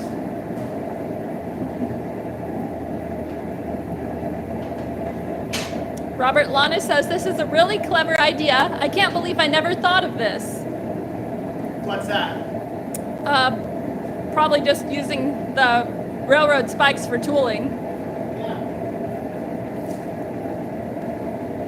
It's okay, we forgive you. It's okay, we forgive you. That'll be good shape. Ball peens, 2 different sizes. And for my next trick, throw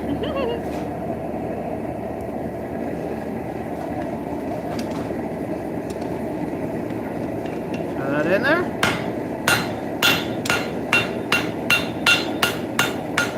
Make this as round as you like. We'll come in with the little ball peen in the center.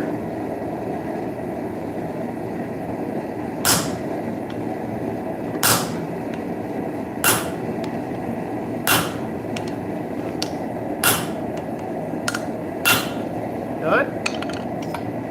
Then we're going to go big ball peen around the edges.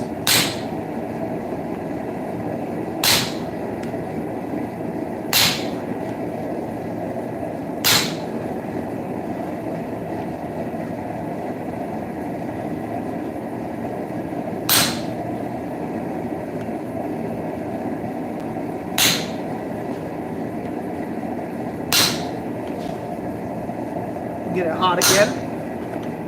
Clean this up. Looks like a rosette. Bingo, bongo, bingo.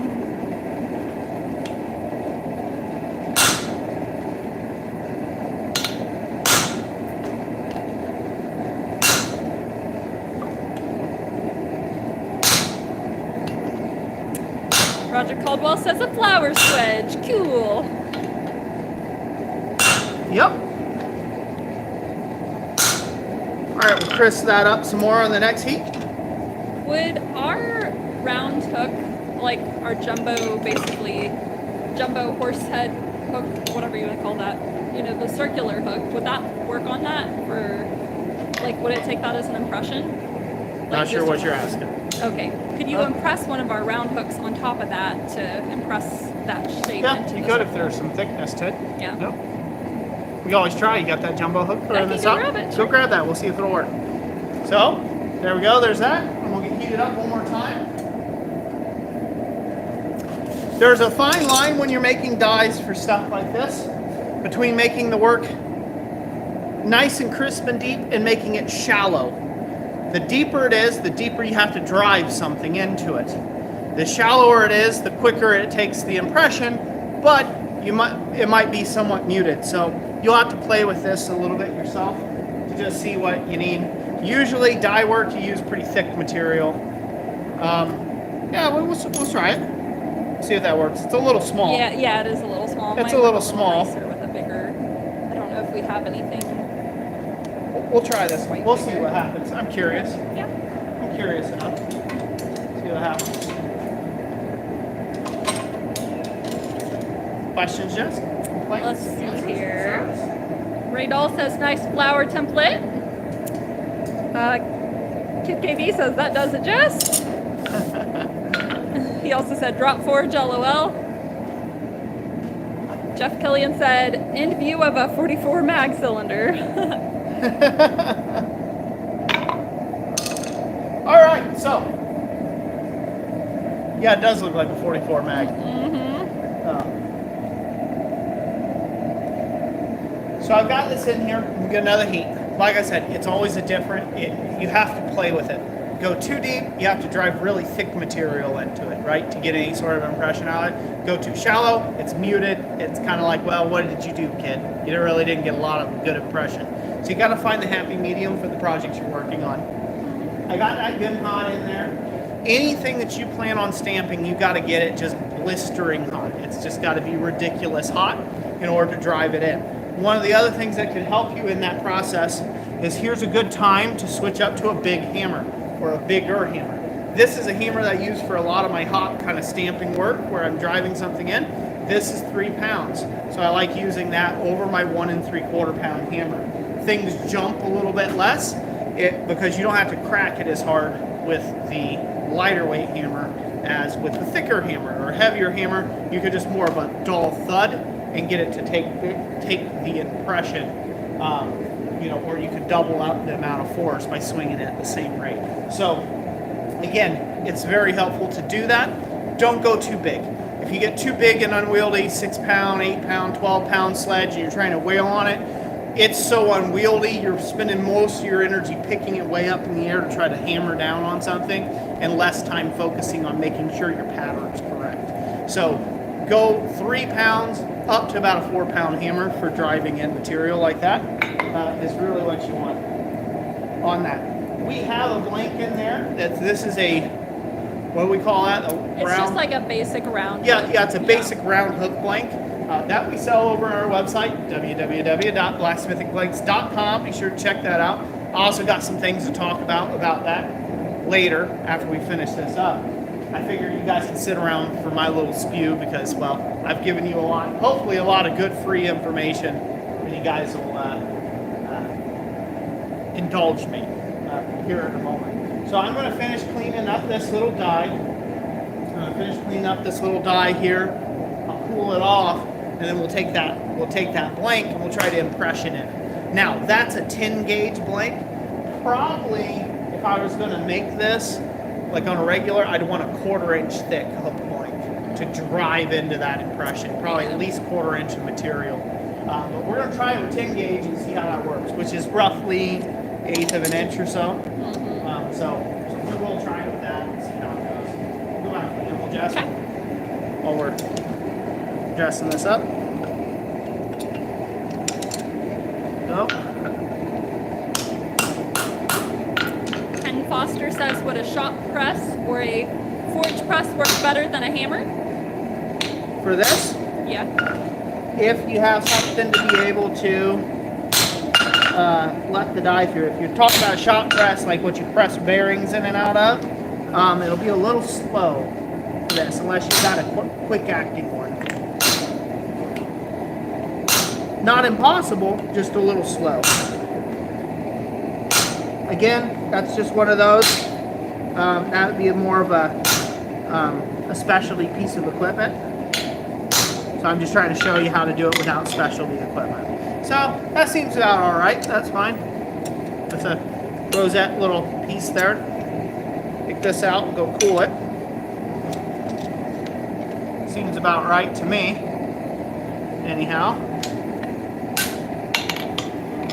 Good? Uh-huh. Pull that off.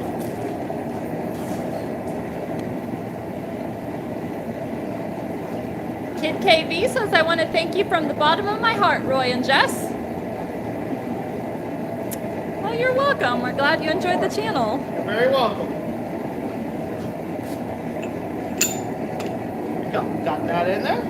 Sweet, sweet, sweet. Ray Dahl says, how would you harden that mild railroad spike to make it last longer? Water, brine, oil, rum pudding? Rum pudding. Rum pudding. Definitely rum pudding. I wouldn't worry about it. That's the thing about this. I wouldn't overthink it. Don't overthink it. It's a railroad spike. It's a railroad spike. It's not proper tool steel. If you want to try to get it to last any longer, case hardening is about your only option. So get some caseonite or I forget what the other name of it is. It's a red something another. Cherry red. That's the other case hardening compound. Or do it the old-fashioned way where you wrap it in clay with some sort of carbonous material and then heat it for a really long time. All those routes are possible. Again, think about it. It's a railroad spike you got for free. So I wouldn't put a ton of things into that. If you find that you're using it again and again and again and it's starting to wear out, make you another one, or make you one out of some proper tool steel if it's going to be something you're going to always use. But if it's a one-time thing for a one-time gig, don't worry about it. Don't overthink. All right, let's see how this goes, okay? We up close? Yep. Okay, here we go. Try to find the center here. Oh, that's actually about perfect. Yeah.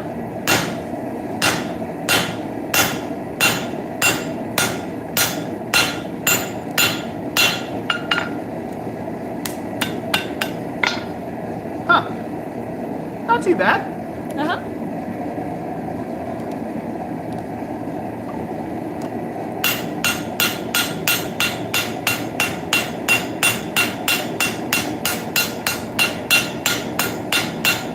Pressing down pretty hard to get it to take that impression. Not too bad. Yeah, that's nifty. That ain't too bad. Look at that. Check that out. Uh-huh. Everybody see that okay? Oh, yeah. Yep. Clean that up. I went over to see if we had any 1/4 inch circles over there and bucket, but all I see is the washers with the holes in them. 1/4 inch washers. Yep. So here you go again. Not real blacksmithing, of course, because, well, everybody says blank work's not real blacksmithing. So, and if you got railroad spike tooling, you're not a real blacksmith either. But to heck with those people. We don't care about their opinions. But some would say that's a pretty interesting wall hook. Yeah, You can make a good amount of money on that pretty easily.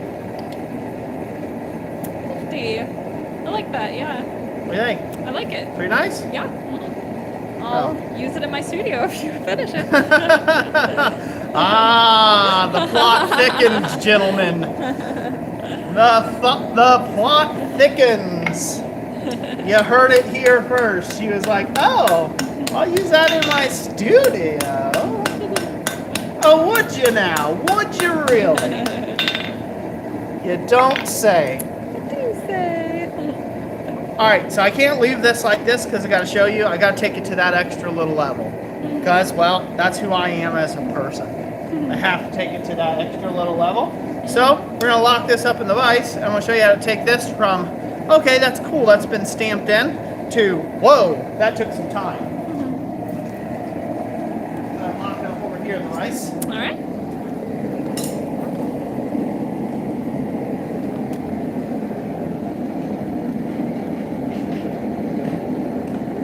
Put a cutting wheel on, a 4.5-inch angle grinder.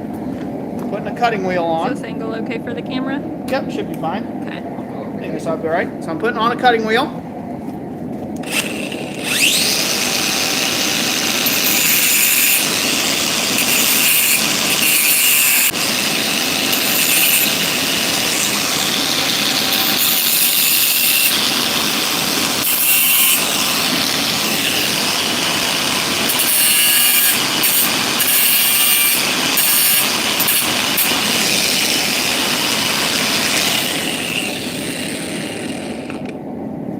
Grab that and move it to where I can get at a different angle. That's a little better. That way I can see what I'm doing.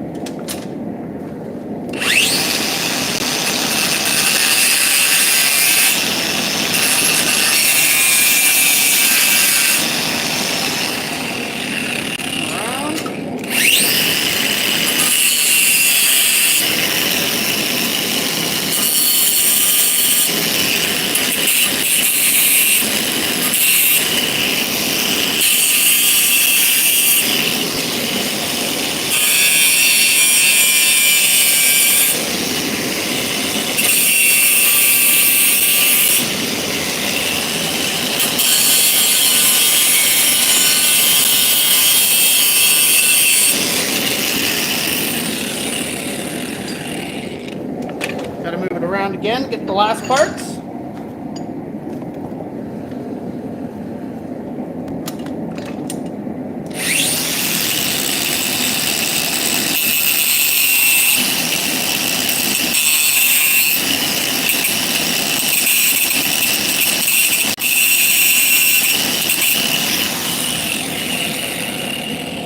So I'm going to leave this roughed out, but I would highly encourage you, instead of the angle grinder, to use a 3-corner file.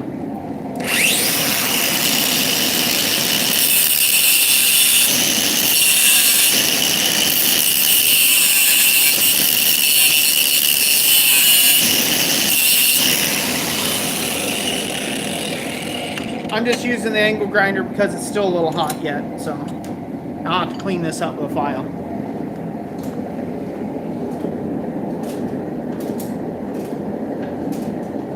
So all I did was cut in. All I did was cut in where each one of the little petals, little crook is, just give them some notches. Very quickly done with a corner file. The corner of a bastard file or a triangular file. Fancy. And it gives it a lot more pop and dimension. Pretty Fancy. cool? Yeah, I like that. What's everybody think? The flower needs a couple of leaves. It does. It needs a couple of leaves. Yeah, he's got the leaf tool too. It's like, it's all in one. Justin's like, this is a win-win situation.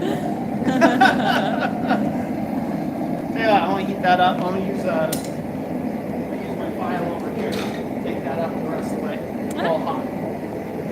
Actually, come over here. Okay. Roger Caldwell says, looks good from here. Can't see it from my house. Good man, Roger. Good man. Gina says, looks great.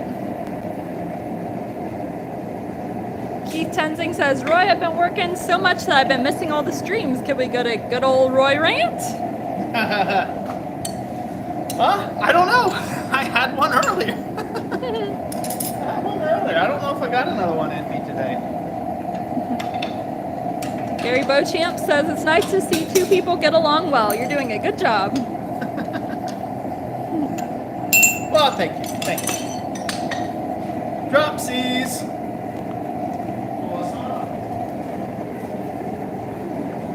Again, you just keep your dies cool, gentlemen. and ladies.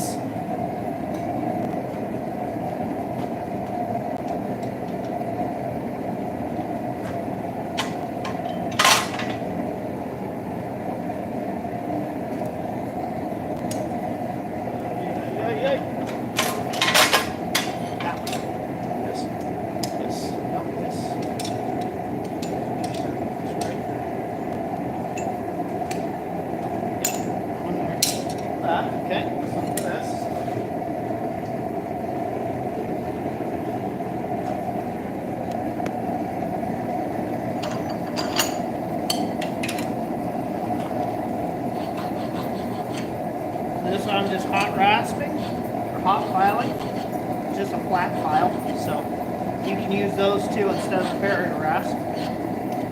For those who didn't know, you can use a mill file for hot work as well.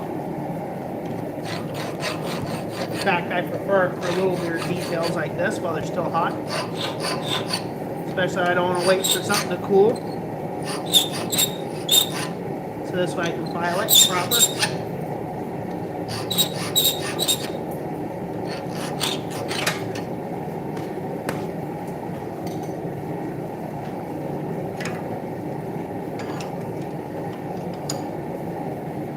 See how that smoothed that up nicely? Mm-hmm. It did, yeah. Yep, sure did. Rounded it So up. I'll take these little rounds off, and I'll do one final sink in that die to just give that a little bit of crispness and spread those a little bit. Yep. Very cool. So you're So going... if you're making a ton of these, you know what I mean? If you're making a bunch of these for a show, you get the blanks for me, you see?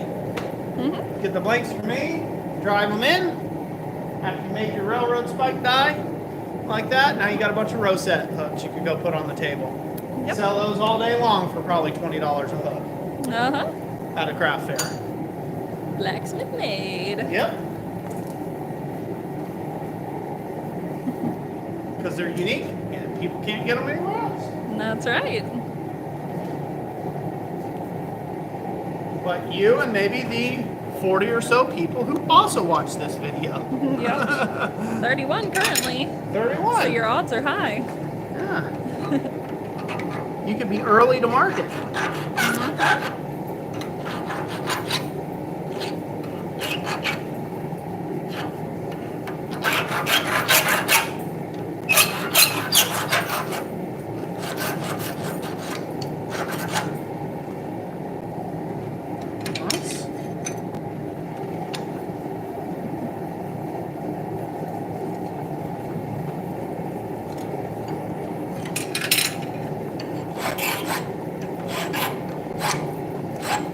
I suppose also if we were going to make that a thing that was regular, we could like design a blank also that's kind of the right scale for everything.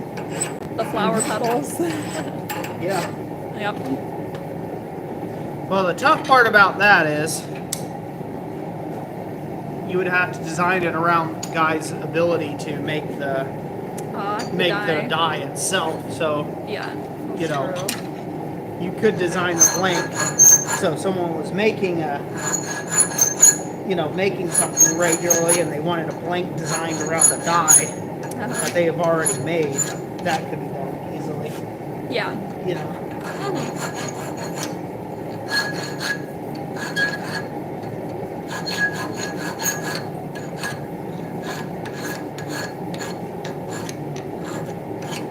Enough. It's nature. Nature. This side done.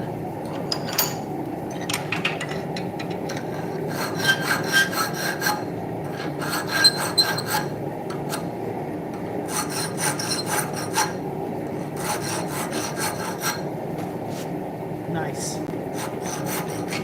Nice. Okay, that's done.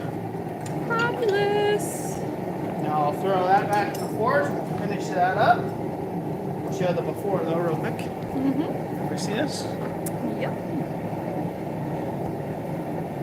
It's come a long way from that first impression, hasn't it? It has, yeah. And now, Yes, indeed. throw in the forge. Clean it up one more time with that die.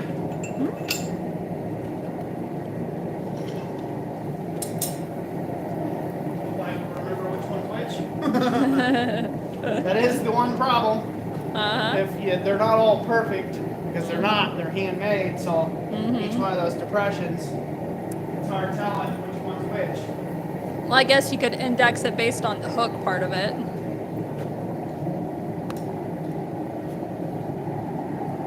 Yeah, that's about right. Yeah, see, that don't really fit any other way. But that way. It's a one-way kind of thing. Yep, that's right. So now, instead of going super hot with it, we're gonna take it up just a medium. We're not gonna go crazy with it. We're just gonna take it up towards bread.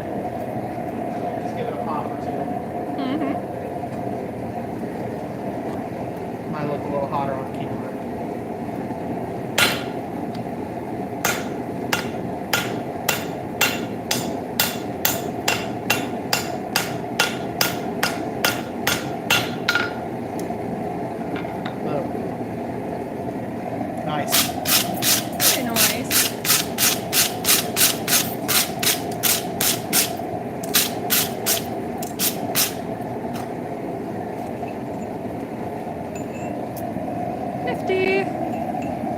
Instagram shots for this. Yeah.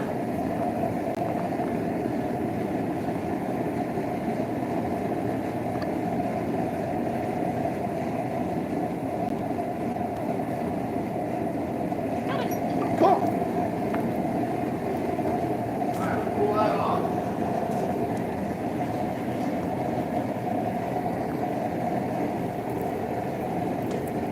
There you go. Easy peasy. Easy peasy. Easy peasy, lemon squeezy. That down. Get all the tools in there together. It'd be nice to do that. I'd have to cut this off, I think. Rip that off, right? Okay.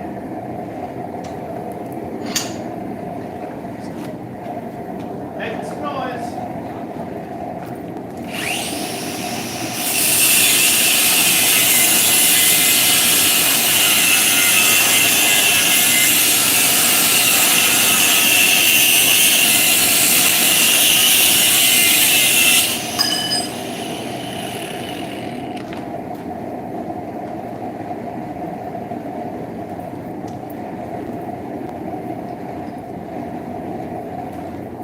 That one.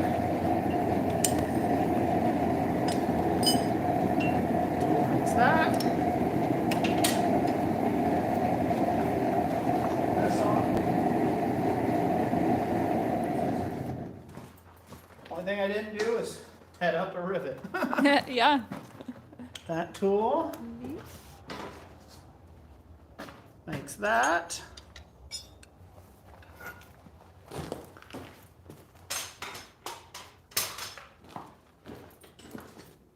And then, well, didn't do anything with the rivet, but that's kind of self-explanatory. And just like that.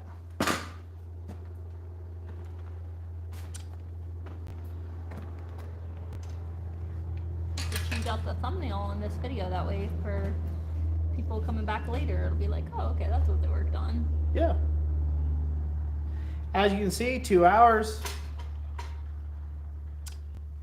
2 hours, 4 different dyes, right? Doing 4 different things for ornamental ironwork. Really, the possibilities are endless for this type of tooling. I mean, it really is. It's really endless. You guys can come up with just, like I said, every type of tooling imaginable, right? That you would need a stake for, or otherwise that need a upset head and then a shank on it, you know. And again, these can be locked in the vise. They can be dropped in the Pritchell hole. If you have a hardy hole, it's 5/8 square. You can drop them in that, you know, and it's a very quick, you know, tool. Just a very quick tool set. Yeah, it can be made into all sorts of different stuff pretty easily. So, and that's, you know, again, I was struggling with, well, what do I really want to teach anybody tonight? I kind of thought to myself, like, well, I could do this, and I was thinking of this, but then I was like, well, maybe that would make a better video series on YouTube than, you know. So I've kind of hosed myself because now no one will watch this video series. We only had a So- max of 40 to 50 Yep, people. we only on have that. max 40 people, so You could show okay. them Well, I might do a again. YouTube video series on making these again. Yeah. You know, Could always save them for the Christmas live stream. Yeah, If you want to keep yeah. a copy and then give away. yeah, I one at might the save Christmas. these and give these away at the Christmas live this year. But yeah, so you can see like that's a pretty cool thing. What's people thinking? What's people saying? It says I had to back out of the chat and then go back in because it's like 10 minutes without any comments. So I have quite a few for you. Uh-oh. Roger Caldwell says, now you got to go ahead and make the hook because Jess needs a place to hang her sweater. Christmas sweater. Corey Shire says, very nice. Purdy even. Awesome. Robert Lana says, looks great. Cool. Glad you like it. Ray Dahl says, if you don't make it into a hook, you can use it for a plant row identifier stake. Yep. Let's see. Roy, have you used the new high carbon railroad spikes that are out there now? It's over. Nope, I sure haven't. Let's see here. Let's see. Ken Foster. Oh, yeah. Goes in the hardy hole. Uh-huh. Yep. If I made it, probably cut that tip off so it doesn't. It fits right down in there. Well, yeah, I guess. That way you don't nail it into your Yeah, stump. right. Pro tip there. Don't make it permanent. See? Uh-huh. All those would work for that. See? Black Collar says, spiffy, Roy. Oh, thank you. I'm glad you think it's spiffy. It's like so. Ray Dahl says, great job. You could spend another 5 hours polishing it and not get another dime out of it, though. Yeah, that's true. Kid KB says, God bless you, Roy and Jess. I'm going to church for my first time next week. Oh, very awesome, Kid KV. Congrats. Hope you have a lot of fun. Yeah. God bless you as well. All right. Well, I think that brings it up to comment here. Ken Foster says, I'm trying to find something red or blue in color to hot finish, like what you can do with brass. Well, I know a lot of people talk about the paste waxes, which, I mean, you apply cold, but those can come in different colors. Yeah, I mean, to get a color in steel, you just have to, there's some stains. Sculpt Nouveau makes some various metal stains that you could probably get into. They're really pricey. I don't know if they're worth the, I'm not really sure if they're we worth haven't the really- real time for those. But, yeah, paint's gonna be probably a better option, unfortunately. So when it comes to coloring the things, you know? Or you could always enamel. Yeah, you can enamel them. Very true. So. I've played a little bit with enameling. If you bring, at a dull red, if you bring steel out of the forge, you can sprinkle enamel directly onto it and it'll fuse. Now I've only done pro that. tip. I've only done that a little bit, so I'm not sure if it'll, in every case, if it'll fuse, because I know a lot of enamelists talk about, oh, you want, you know, the lowest carbon steel that you can get, like even lower carbon than mild steel, and so, but I've had some success with that, with the bit that I have played with it. So I just want to give another little pro tip here for people. If you guys are looking, if you're hunting for quick blacksmithing tools, quick forging tools that you can use, okay? Do not neglect pry bars in when you see them at estate sales or flea markets or swap meets or whatever. Don't neglect nice pry bars that you can get. Usually you can get them for dirt cheap. They're heavy, they're awkward, people don't want them. They've got a lot of great high carbon tool steel in them, and they make great tools. So for instance, this one here, I showed in a video of making small holes big, right? And I showed how I just basically cut a section off of this and made a really long drift in large holes with just this end of this piece here. Just like that, just cut it off, no heat treat necessary. Well, on the other end, what do you already have on that end? You have a chisel. All you gotta do is heat it up, give it a whack to straighten it, reheat treat the thing, and you're done. You've got an instant tool of a nice big slitting chisel there for you. If you can lock this up, you know, until you get good at making hardy tools for your anvil, you can also make that chisel, lock it in a vise, and use that as your hot cut hardy. Something you can do there. Another thing, weird, you know, this weird tool right here, right? That's like, what value does that thing have, right? You might find this in a random box of junk. Well, think about it. That could be a forming stake of some kind, right? You reprofile, regrind. This has already been professionally hardened, heat treated, and tempered. And all you gotta do is lock it up in the vise, and now you've got a scroll starter. Mm-hmm. See? Yep. Pretty simple. Or lock it up this way, and now you've got a veining stake or whatever, you know, for various purposes. So don't overlook different tools in your environment.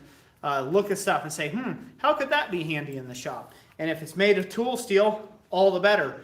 Because I can tell you right now, to buy hexagonal stock, something like this, to buy something in tool steel that's of this thing, right? Buy enough length of this from somewhere, you're going to pay a lot of money. A couple bucks at a garage sale.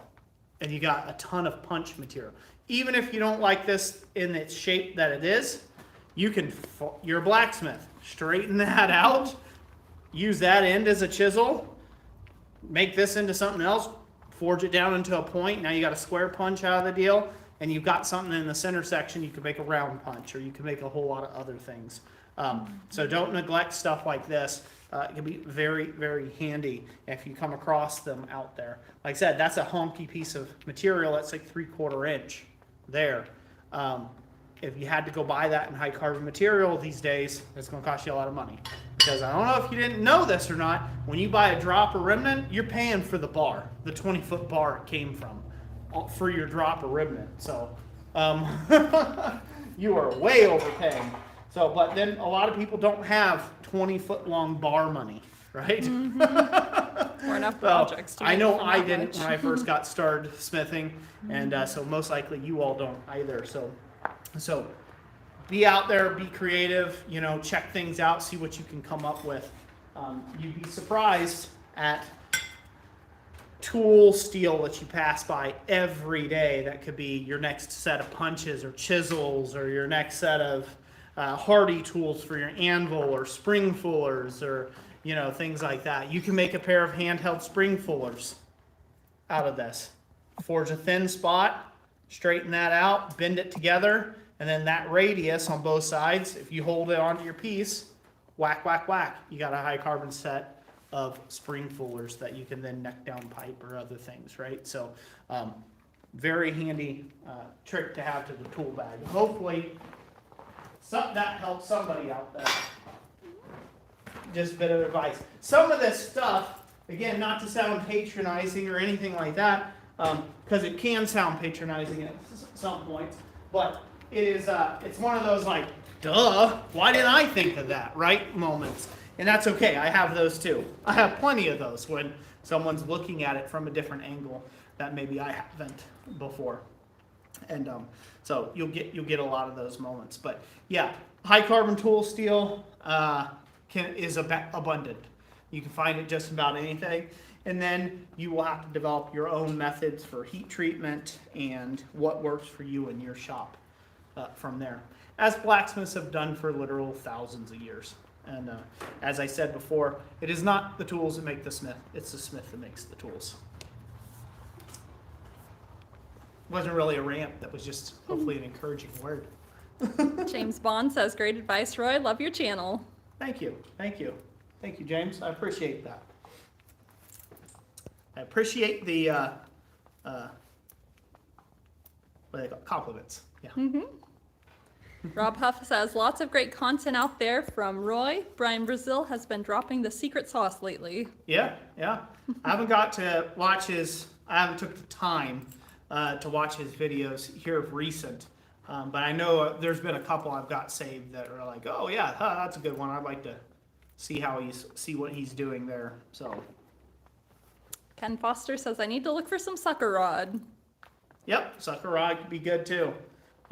Axles, springs, those are all your givens. again, a lot of people bypass at a garage sale, you know, a tanker bar or, you know, a big rock bar that's 1-inch material. And you bypass that bar and not even think about, what do I need a rock bar for? Duh, cut it up into Hardy's tooling, you know, or handheld punches and stuff, you know? It's like it's useful for that, so. Or heavy duty bending forks, or you name it. So, I will tell you, the tooling rabbit hole, it is deep. It is long. And sometimes when I go down it, well, the way I go down tooling rabbit holes, I make like one of every size of the thing I'm making. So if I want a swedge, say if I need a swedge for a project, and I need just a 1/4-inch swedge that fits in the Hardy hole of the anvil, okay, well, I'm going to make everything from 1/8 inch all the way up to 1-inch swedge. So, in 1/2-inch increments. And then I don't really use any of those tools, but you know, it's a rabbit hole thing. It's like, well, I might use it someday, so I better go ahead and make it now, you know, and that can eat up a lot of time. Like I said, the tooling rabbit hole can be quite fierce. So I've had to challenge myself not to go down those, not to go down those bunny trails too much when I get into projects, you know. So. Ray Doll says, scrapyards make me drool. Yeah. What's worse yet is when you're at a scrapyard that doesn't sell to the public and you see really nice tools that have been scrapped. That's really tough. Down Dayton, First Street Recycling, there's a place where you take your scrap and there's a place where you can buy scrap. And, you know, I was down there once and, you know, some crackhead had pretty much scrapped like a 300-pound anvil, and it was just laying in the pile to be smelted down. And they would not sell that to me to save your life. So I offered them double scrap price for it, and they wouldn't sell it to me. Yep, so it went to the shredders. It was sad. Ken Foster says, seems like most of the scrapyards in Minnesota won't sell to the public. Yeah, we kind of have that up here in Michigan, too. Yep. Jeff Kellyan says, I remember wondering why anyone needed so many tongs. Well, now I know. I used quite a few different shapes and sizes of tongs tonight, too. Wasn't really aware of that, but yeah, I mean, I've got a small collection of tongs that I use pretty much regularly, and those kind of fit just about everything. And then I've got specialty tongs that I'll grab out on occasion because just whatever fits and holds the work the best, you know, allows me to progress forward. So speaking of tools, I did finish up a video this week. I did finish up a video on the new style guillotine tools that we've got out on our website, the C frame and the A frame. Jess, will you go grab those for me, sure please? So I did finish doing the assembly video and with tips and techniques. Basically, I just squeezed both of them into one video. A, to be efficient in time, and B, people could go to the same video. I don't have to create a link for one video for people to go to. But this is the new style guillotine tool that we're offering now. These are to replace the old Uncle Buck's Forge guillotine tools that we had on offer. And what these are in line with our new die sizes, so they are cross-compatible across all the guillotine tools. So this is a 5/8 by 2 die, and 5/8 by 2 by 8-inch long die stock, and then you cut it and you shape whatever you want out of it. And so anyway, so I finished the assembly video on that, but that die will fit in the C frame as well, and both these dies will fit in the lever arm, the single bay and double bay guillotine tools. So as you can see, you can switch these all over. But I do have a total of 4 of these available. I have 2 C frames already welded up with Hardy stems, and I have 2 A frames already welded up with Hardy stems. They're under the new arrivals category on the website. So if anybody is interested in those, that's where you can go find those. I'm going to try to, as time allows, I am going to try to make more tooling like this that's already ready-made and available. It's something that's been asked for quite a while, so I can't really commit to doing that. We've got a small crew here. It's me and Thomas and Jessica handling drawing up people's stuff and customer communication. So it's literally just me and Thomas in the shop. And so, yeah, so I can't necessarily commit to running a batch run of 100 of these things or anything crazy like that. So there will always be in small batches. So there might be 2 on the website available, or there might be 4 if you don't have a welder of your own and produce the kit. And then there's a welding fee on it that's already included in the price. And of course, all the blanks over our website are free shipping for any orders above $25. Is that correct, Jess? Yep, that's correct. Am I saying that correct? Mm-hmm. So it's free shipping on all orders above $25 or more, and then I think it's regular rate shipping. Basically, it's calculated shipping for any orders under $25, and that's anywhere here in the United States. And if you are international and you're watching this video, so right now, internationally, there's crazy times going on. There's no doubt about that. Everybody who listens to the news or has heard the news at some point in your life.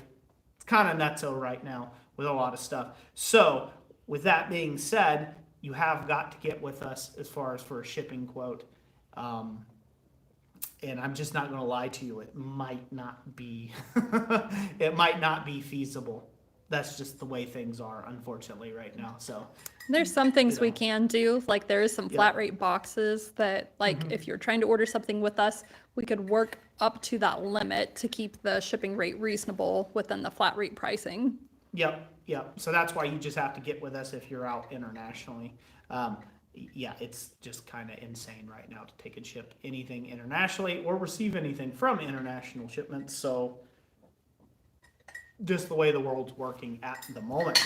So just keep that in mind. I would love nothing more than to have our CNC tooling blanks and all that around the world. Would love nothing more than that, but it is an expensive endeavor to do that. And I highly advise Jessica's. I've done it several times where I've talked them out of a sale with me because they were beginning, they were just getting their start, and I was like, they really liked what I do. They wanted to take and support us, but I was like, look, man, there are cheaper ways. There are cheaper and better ways.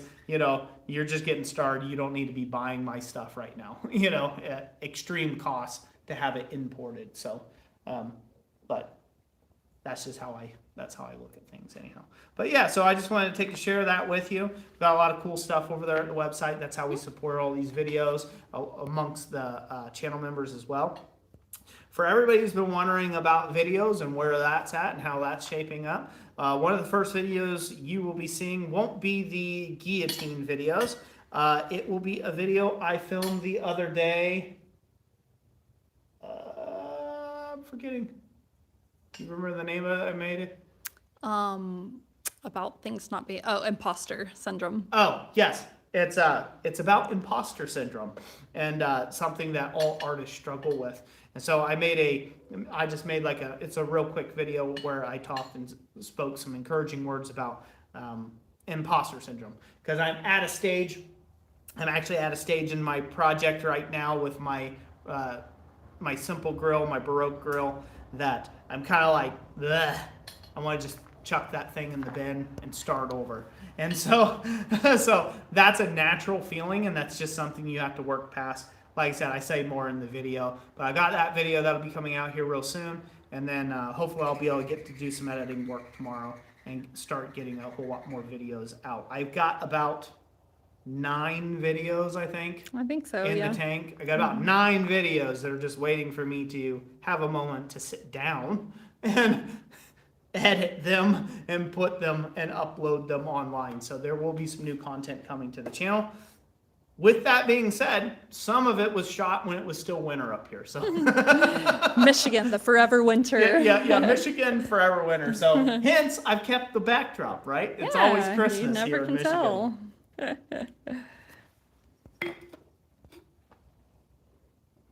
Any questions, Jess? Robert Lana says, I got one of your mason jar tea light holders for a freebie in my last order. I really liked it. Very cool. And Roger Awesome. Caldwell said, they're fun to make, Bobby. I've done about a dozen. Yeah, those mason jar tea light holders, those are great. And they really come in clutch if the power goes out. Makes your house look real pretty. We've got a whole bunch of them in our place that my son made. I showed him how to make some because he's starting to sell some. Yep. Dana says, another great live stream, Roy and Jess. Everyone have a great weekend. God bless Roy, Jess, and the family. Take care, Dana.